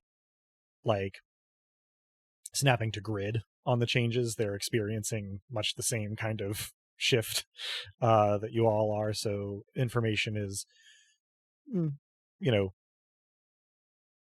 it benefits from asking a lot of people and getting a lot of perspectives. But what you're able to piece together is that the dunes that had overtaken parts of the Vales have sort of receded. They blended into the land as it was before. Places are now hotter or sandier, but the Vales have reasserted themselves to some degree. And by the time you can get there, you'd have confirmation that Lurenton geographically is, as you left it, collapsed. But that it would seem that its people have started building a new town around the vicinity of the pit that now harbors their old town. It may not be as much of a jewel of the Vales as it once was, but whatever else the people of Lurenton could say for themselves, they are stubborn and unlikely to leave their home. So you work that into your itinerary. You head that way, and surely enough, a well-kept and large, but somewhat outlying homestead is where you run into Urian and Rowena. Rowena is overdressed for the cottage industry that she is occupying herself with these days, but still pitching in, it would seem. We can spool time up to normal speeds here if you would like to catch up with her. I embrace her and ask what she remembers. She blinks at you, somewhat confused, and says, well, there was the collapse, of course, and we made a go of keeping an inn, but didn't have enough visitors. I'm not sure exactly why. We ended up setting up on a crossroads for demigods and no others, but they didn't even pay most of the time. She gives you a meaningful glance. So I'm glad to be trying this out. Perhaps when the town recovers enough. Well, we'll see how the crate's fortunes fare at that point. It will recover. I have a feeling we'll be okay. She looks kind of fondly out at where Urian is milking a goat and says, I think we will be. You're welcome to stay for dinner, though it will be humble fare. I'm sure it will. She sort of chuckles a little bit. Bother you less than it bothers me. I think I'll take you up on that, though we can't stay too long. We have others to check in on. Well, I'll be happy to visit with you, but if I'm being honest, happy to have the visit be short enough that we don't get on each other's nerves, eh? Sounds good by me. You have a lot of work to take care of. Yes, well, hopefully this won't be the last such visit, but... Hopefully. And hopefully you won't get any calluses. She gestures over by where her spinning and weaving and sewing kind of tools are at a small shelf. And she says, I had enough tools for the protection of my hands during these labors that Urian had to build a shelf just for my thimbles and gloves. She says, it sounds proud. I'd expect nothing less from you, Rowena. I touch the necklace around her neck before giving her a hug. She's a little stiff, but seemingly sincere in returning the hug. And she sort of murmurs, I'm not sure exactly what your role in all this was, but thank you for it, and thank you for checking on us. If you ever have need, you'll have to write me, because I'm more than a prayer away at this point. She nods and says, how easily we get used to the conveniences of divinity. Well, a mundane letter will have to do, and the same goes for you. I'm sure that you need less from me than I may need from you, but we are family, aren't we? Family, we are. And you settle in to a humble but enjoyable dinner in the company of family. And the next day, you help out a little bit around the homestead and then set off for Calavan, the next on the list. It seems to have suffered pretty badly from everything that went on with the sea, though not as badly as it could have because of its harbor wall. People there are in the process of rebuilding. And for the most part, don't take any particular mind of you, although a few people, upon seeing Lissa, will hurry in the opposite direction as fast as they can. Whoops. It's been years since I've been to Calavan, I think. I don't think I was on any of the adventures here now. When Tyrios had acquired some wayward shards, you accompanied everybody. Oh, right, otherwise, yes. Other than that brief visit, yes, I think you were mostly absent from Calavan in this campaign. But yeah, you are seeing it recovering from a tsunami. It's had a little time to do so. Currently, they've started a new cemetery outside the city. Very, very fresh headstones. But the people seem to have knuckled down to sort of trying to repair and rebuild and get back to some semblance of normalcy. Leorian, you can stop in to talk to Kelio, who has taken up the mantle of the Calavan house, but not leadership of the entire city. There's sort of a council arrangement going on among the trading houses of Calavan these days, which is a first time that's happened in probably a couple centuries. I comment on that. It's quite a remarkable achievement, getting any of these people to talk to each other. Oh, you'd be surprised how willing they were to talk when it became clear that there was power for the taking. But I didn't really want to be a doge of a trading city myself, and the Calavan family's, well, family tree is such that it would have fallen to me, so here we are. I'm glad not to have it all on my shoulders. I mostly serve as something of a figurehead for the masses, which suits me well enough. Suits you very well, I'm sure.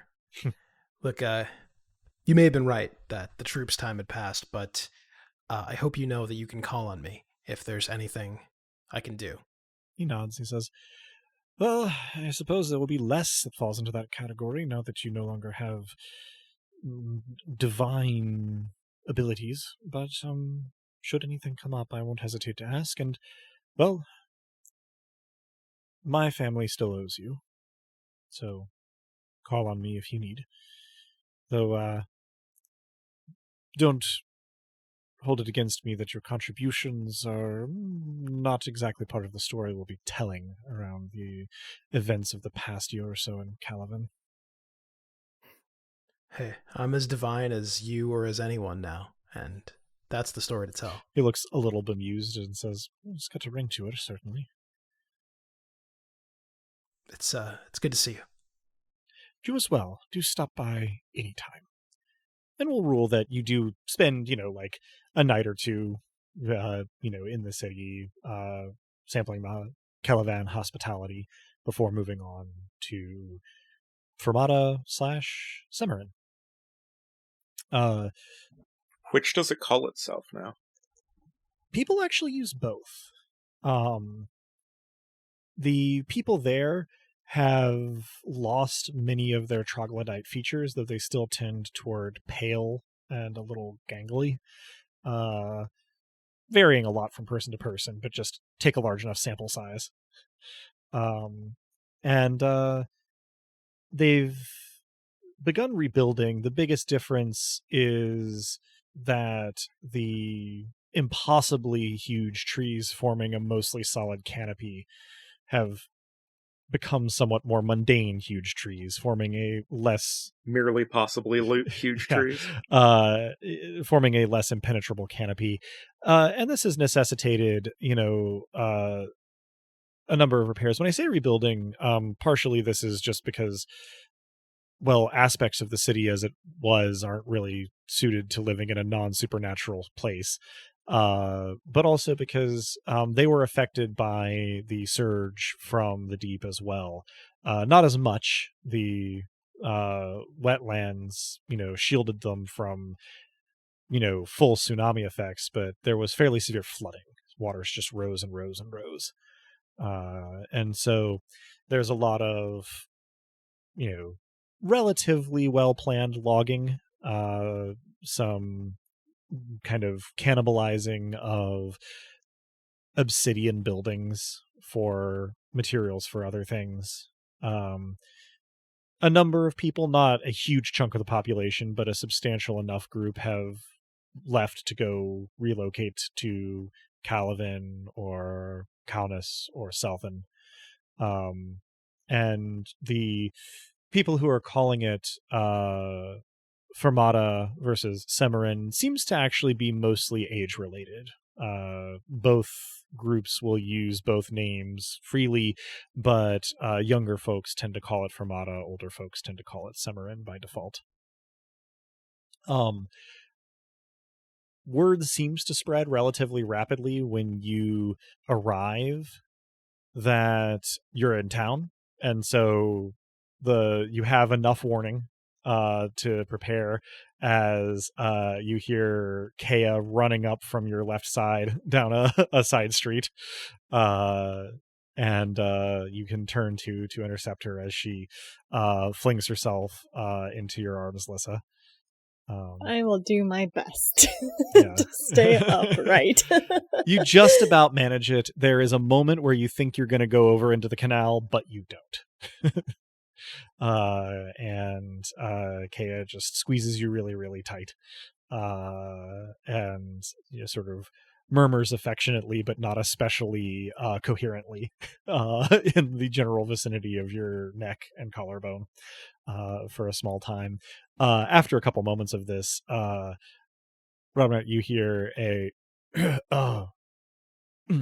and Thad is sort of standing looking a little awkward behind your left shoulder, and he's like, I like the new look as much as the old one. Glad to hear it. And he looks extremely guilty and looks down at the ground and says, I tried, but I couldn't save the coffee. I will just put a hand on his shoulder. Oh, that is no worry at all. Thank you for trying. He looks extremely relieved and just kind of clears his throat and says, "Oh, well, I'm glad you're okay." And I'm glad you're somewhat okay, uncertainly goes to hug you. Yeah, he gets a hug. Again, seems kind of relieved, and much more at ease post-hug. Question. We do seem tragically to be in a world without Dask. When Kea runs over, there's no sign of her personal son. No, there isn't.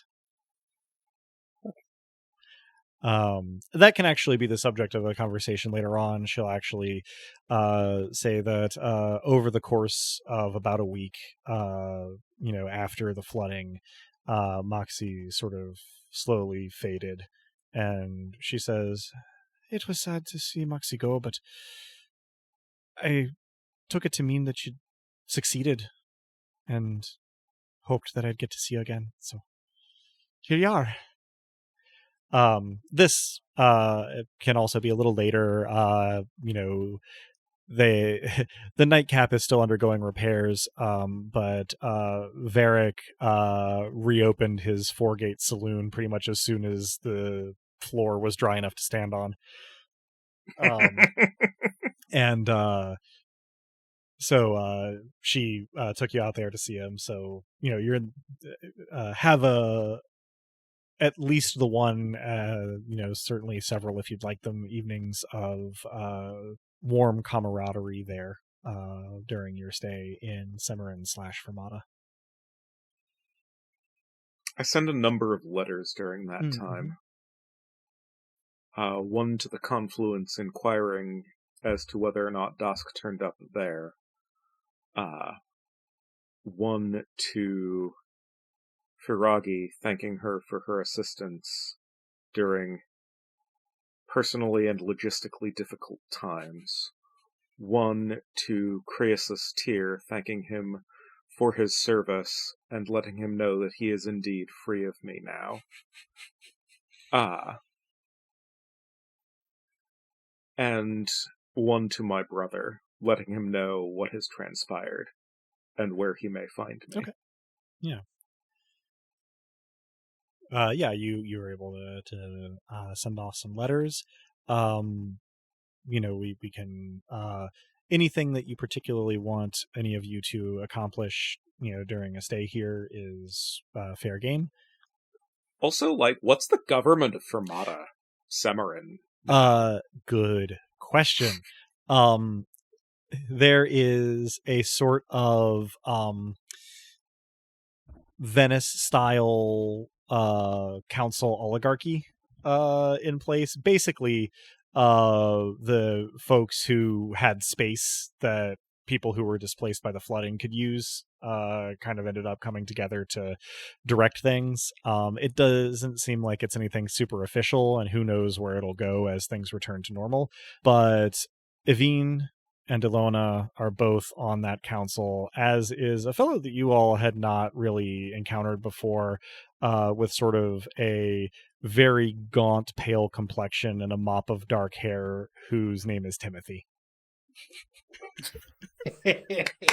Timothy! Now that's manifestation. This feels like the GM giving us precisely all a present. Yes. So thank you. Thank you. If you have your rejecting a false reality from the void, you can have your Timothy for dessert. Oh my. I guess Romnet just might. Time will tell. There may be discussions. Eventually, you've spent some time in Summerin Fermata, enough that a letter gets back to you from the Confluence, Romnet. It is from Vruta, who has made his way back there.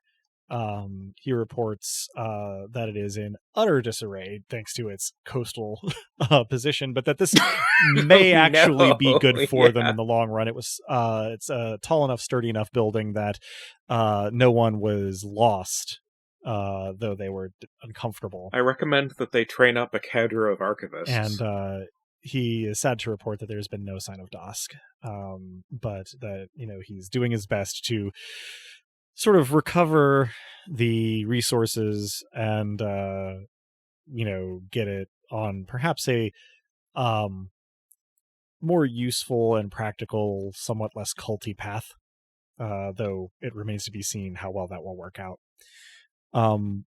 When you eventually do find yourselves ready to leave Fermata Summerin, Kea wants to come with. Of course, she can.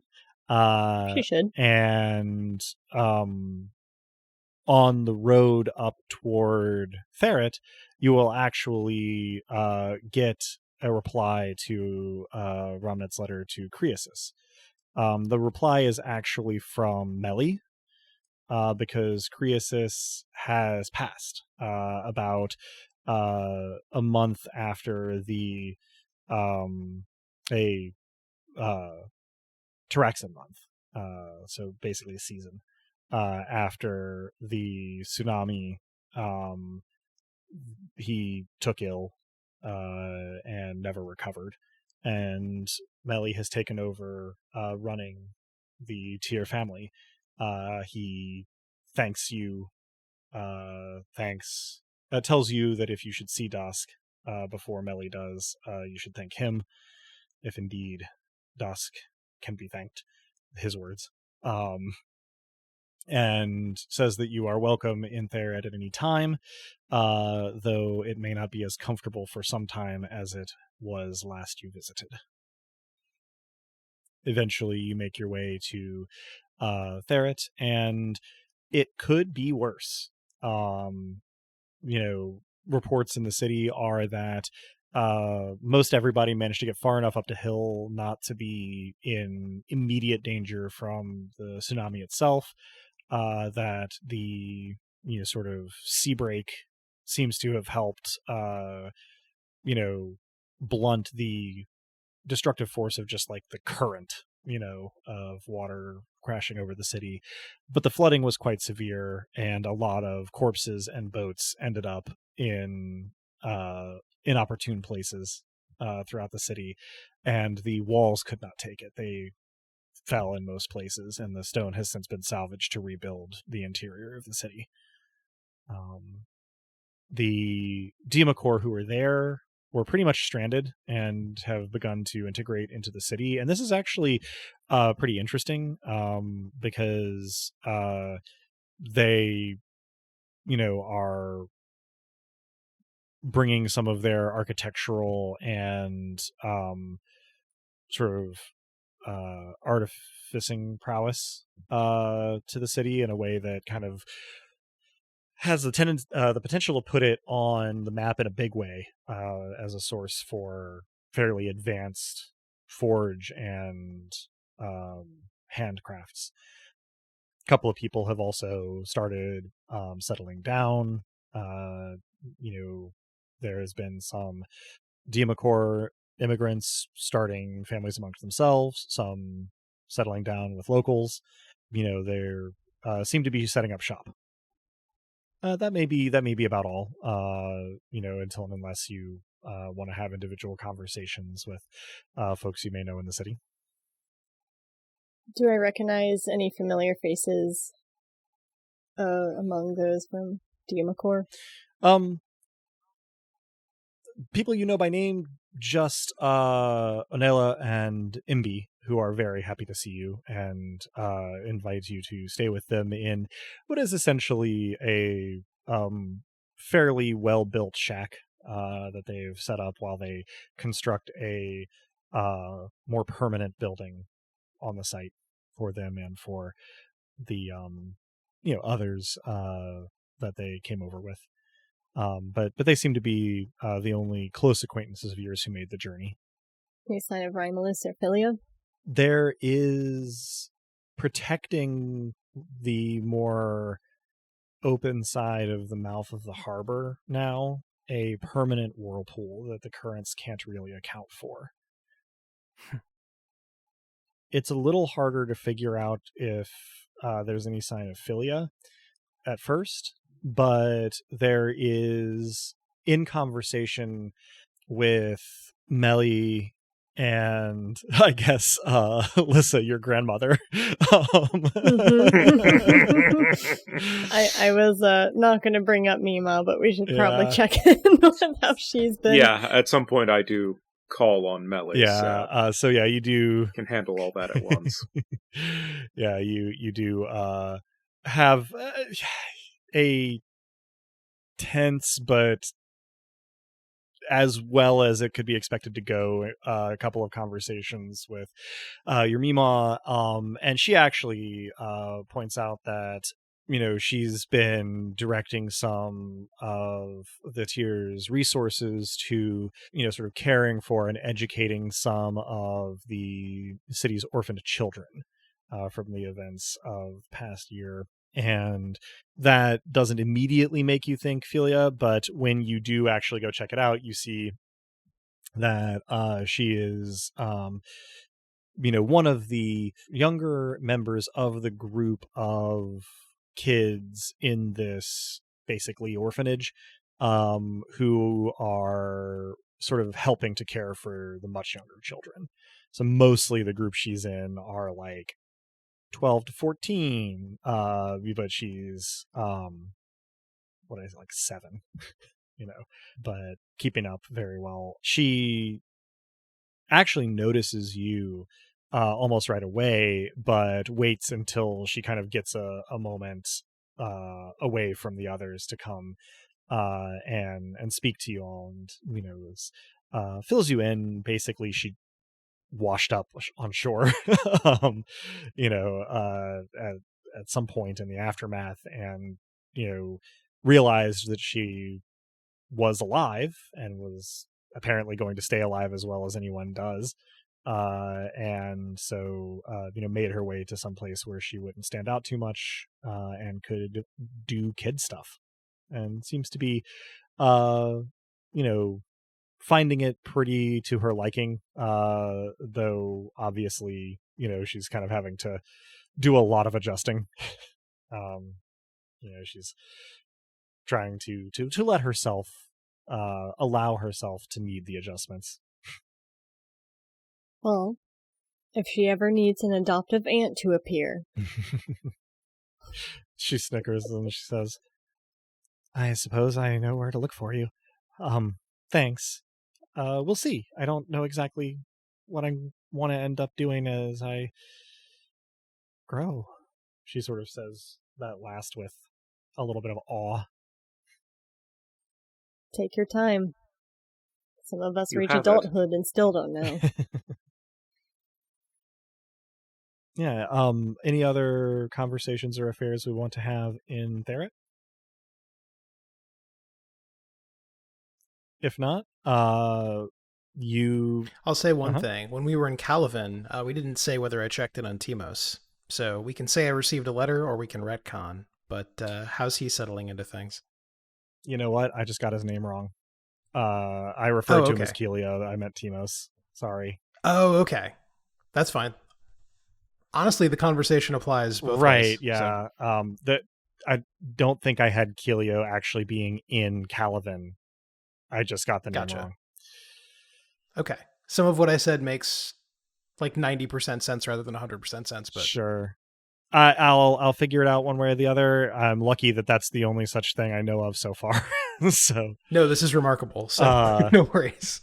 Anyway, yeah, I'll rule that once you have, kind of had your fill of Ferret, Melly. I do let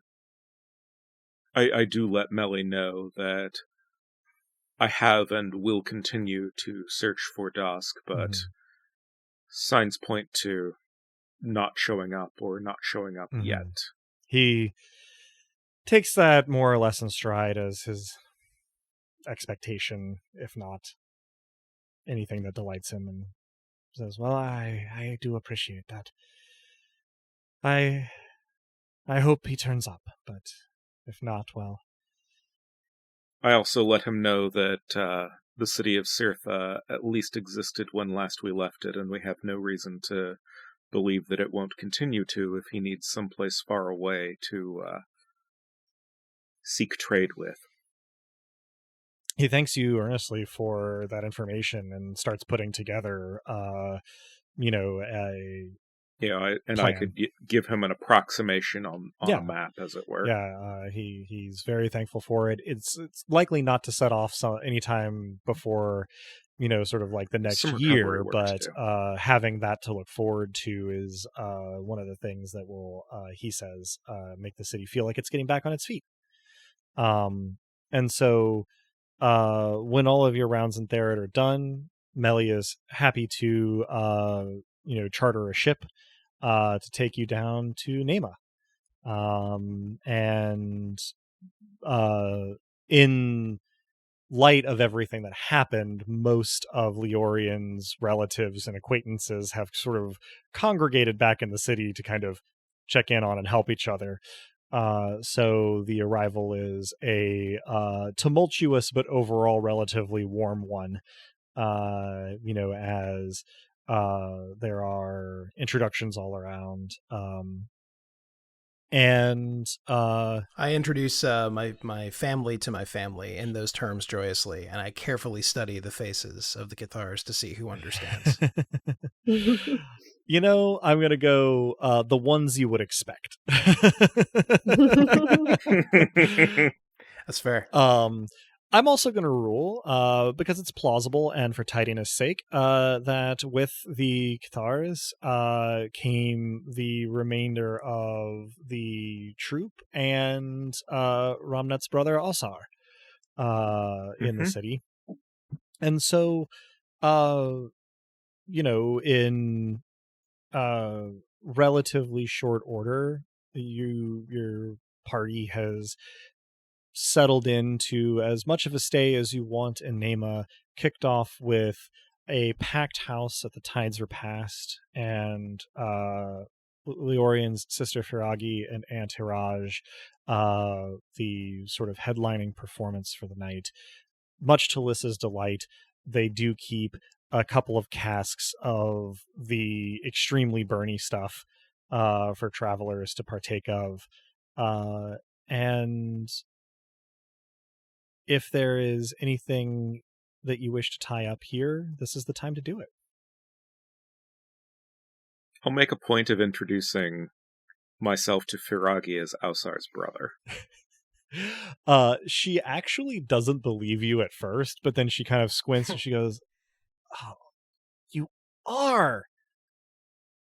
Well, it is a surprise to make your acquaintance." And she shakes your hand. And the two of you get along pretty well. Oh, I suspect we'd get along dangerously. I thank Firagi lavishly many times throughout the night, and after having a little bit of the Bernie stuff against my better judgment, I show Aunt Hiraj the loot to show her that I've taken good care of it, and tell her that with it, we've killed gods. She... as well as crowds. Tries to see if you're having her on. Can't tell. And I will give her with an utmost straight face, that is the loot that destroyed betrayal. She sort of... It's true, I swear. Or the lure, rather, that destroyed betrayal. I suppose she won't know either way, but she sort of blinks a couple times and tries to see if you're having her on, and then she says, well, I guess I'm glad that I was right about it being best off with you. You'll have to play it. Not tonight, but soon. I smile. I hold it reverently. I sling it back over my back, and I venture a hug. She sort of gives an audible eye roll, but returns it with a fair amount of warmth.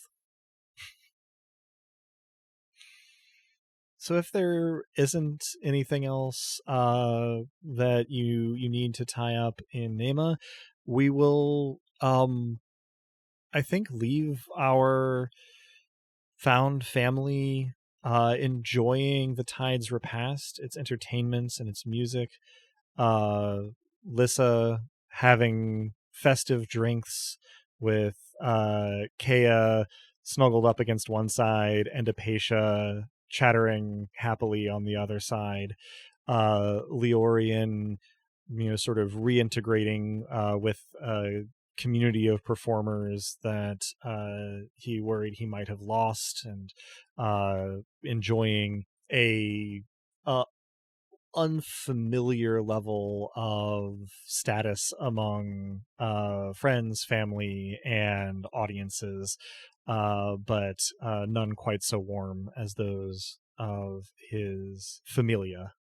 And Ramnet enjoying getting back pieces of the life that Mott had pulled him away from into Fermata, and getting a lot of good conversation and excellent coffee, and as much companionship. And hopefully someone I was going to say as much companionship as he decides to go for, honestly.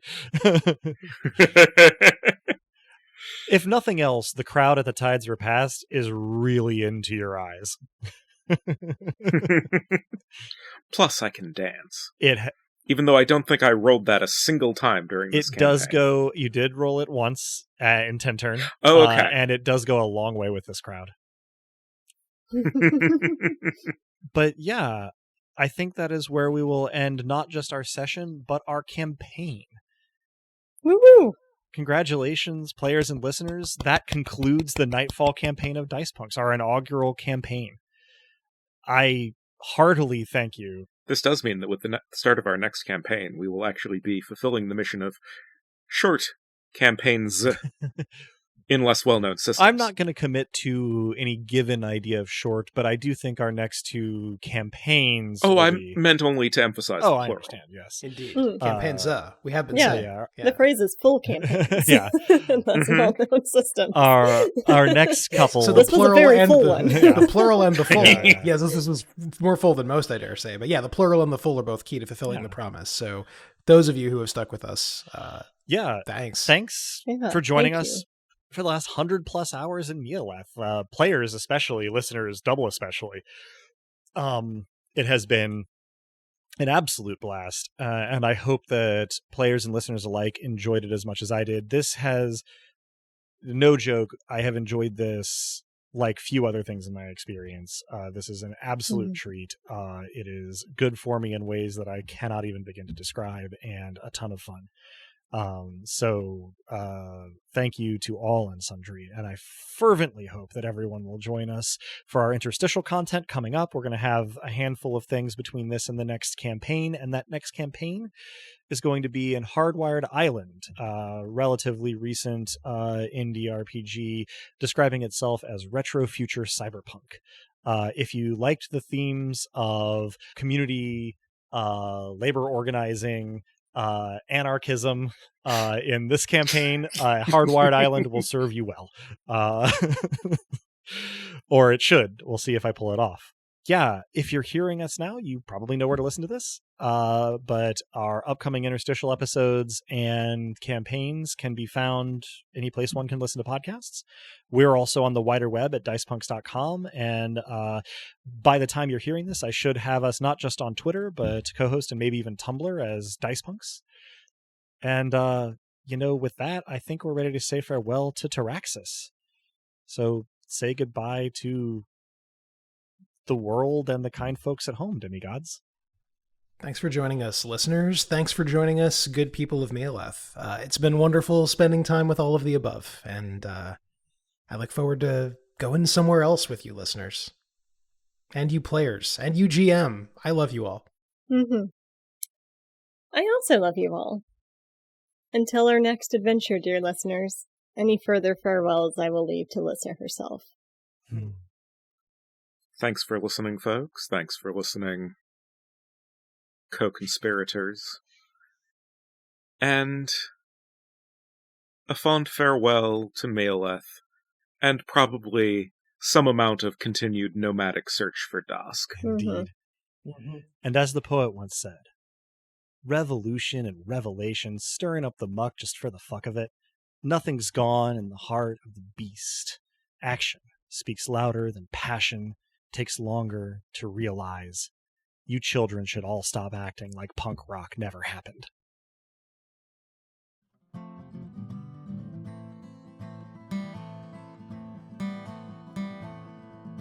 Thank you for tuning in to part 2 of the finale to Nightfall. Stick around through the admin stuff for an in-character sign-off from each of our player characters in turn. You just heard the conclusion of our marathon 12-hour finale recording session, with the after-show Dice Peak still to come for our wonderful patrons. If you're hearing this, it likely means you've listened to over 100 hours of our adventures in Mealeth, and we couldn't be any more grateful to you for taking that ride alongside us. We're incredibly excited for our upcoming interstitial episodes, and even more so for our next campaign, Hardwired Island.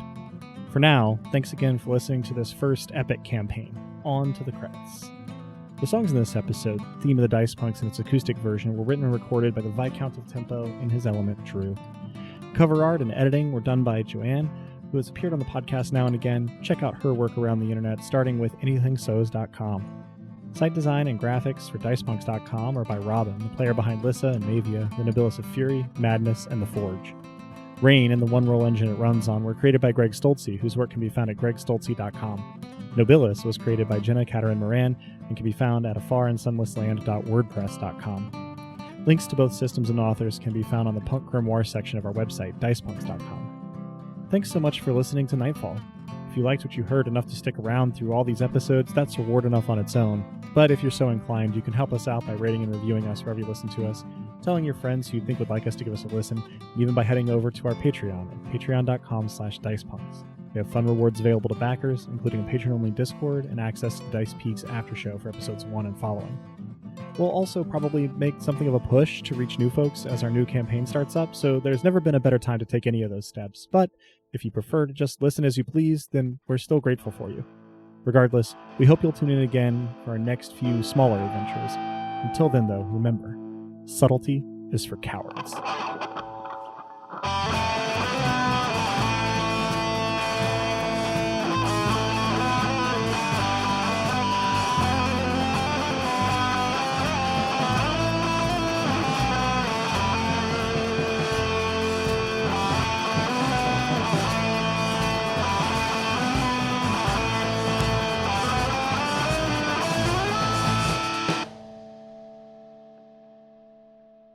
All right. One thing I keep thinking about. How can we know that any of this is real?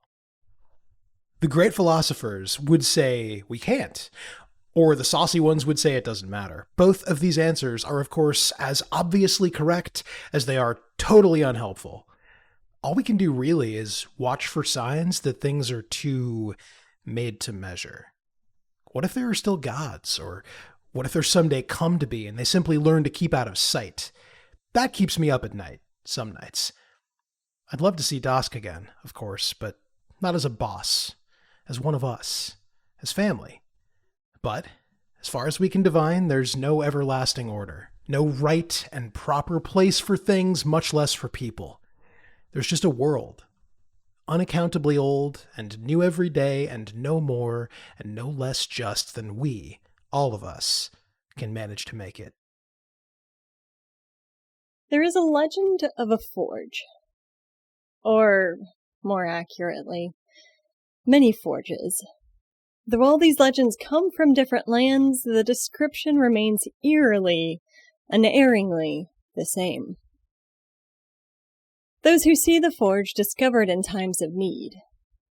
Those greedy for a second visit may find that they can't quite retrace their steps again, or that the door is closed, the exterior dusty and cobwebbed in abandonment, or that the forge was never there to begin with. But for those that find the door open and a warm hearth inside, oh, it wouldn't be a myth if it weren't touched by the miraculous, would it? Those who have never lifted a hammer or file in their life find that the tools feel natural in their grasp. Whatever it is they seek, the materials are there at hand. Even the poor, bringing their scrap metal to smelt, have been said to watch the warm, molten hues of it turn to solid gold once cooled. And if the hammer's rhythm syncs with the passions of their beating heart, they find that the craft flows as naturally as the blood in their veins. Great wonders are made without fail at this forge, and these wonders overshadow all else that is told about it. For what is more wondrous than the joy of creation? But there are other peculiar consistencies. There are references to a great forge mistress who is there to mentor new metal crafters as much as she seems to heal them. If they're blinded with rage, their eyes clear. If darkness haunts their mind, sunshine warms their soul. If they're in want of a meal, a drink, or a friend, they find themselves in great company. This forge mistress is rarely alone. There's a musician with oddly perfect timing, a gentleman with darkness where his eyes ought to be, a man with a beard that almost looks like moss, the lady with pure white eyes, the adorable barmaid. And the forge mistress is not always present either. Visitors without need of her may find the most perplexing notes upon their arrival, a platinum pin left to the side. "Gone to say hi to my favorite whirlpool," it'll say. "Bringing fruit to my favorite bat." Too much coffee, off to make a new genre of music, or occasionally, with perplexing simplicity, humoring my sister. I fear I focus too much on these consistencies across different retellings of this forge that is neither here nor there, but precisely where its owners desire and its visitors require. What matters is what those that visit the forge make. A noisy ruckus that makes their hearts sing and eyes shine. A better version of themselves. A better world, even, of their own creation. And that's a dusk. Oh, you say that this is too far-fetched for a world without gods? That miracles are no more? Well, if you insist on taking the magic out of endings, then I'll offer a peek at the void behind the veil. Empathy, and a good teacher, can go far in offering comfort or teaching new skills. All metal looks the same while molten. It's not too difficult to swap them out in the furnace without a need as something as ridiculous as alchemy. And I have it on good authority that this forge mistress is especially skilled at her craft, and managed to make the forge portable thanks to the insights of a group of musicians and the cleverness of some young folks from Diamacor. The forge itself has become a place capable of not just transformation, but movement. I suppose that former is the thing that always attracted me to metalcraft, through its fundamental premise that something can be made whole or new through the trials of fire and annealing, and that very transformation is what stories often tell of their heroes. Once the metamorphosis is complete, the story's end. What comes after is quiet, oft untold, but not without great comfort or happiness. So, if this is to be an ending, let us end with a toast. In times of need, may you always find a warm hearth and the tools to forge the change you require. May you have the wherewithal to recognize your transformation as it occurs and embrace its heat. May you remember that anything that breaks within you can be mended. May you find divinity in the everyday. And may you too discover your purpose and the quiet contentment that comes after. Carry this legend with you far from this tavern and our drinking, my dear friend. It's yours now, and the forge awaits you whenever you have need of her. Here we are again, after the end of all things. Well, not all things. Truth endures, even if it is no longer mine. Darkness falls on the nightly, and in places where light isn't. Murder, well, don't do that, please. It's not very nice. Family endures, and kindness, and fallout. We have to keep going because in the absence of gods, the work of living and of taking care of each other must continue. There remain no shortcuts, so we all have to do our part. This is a truth, even if I can no longer enforce it.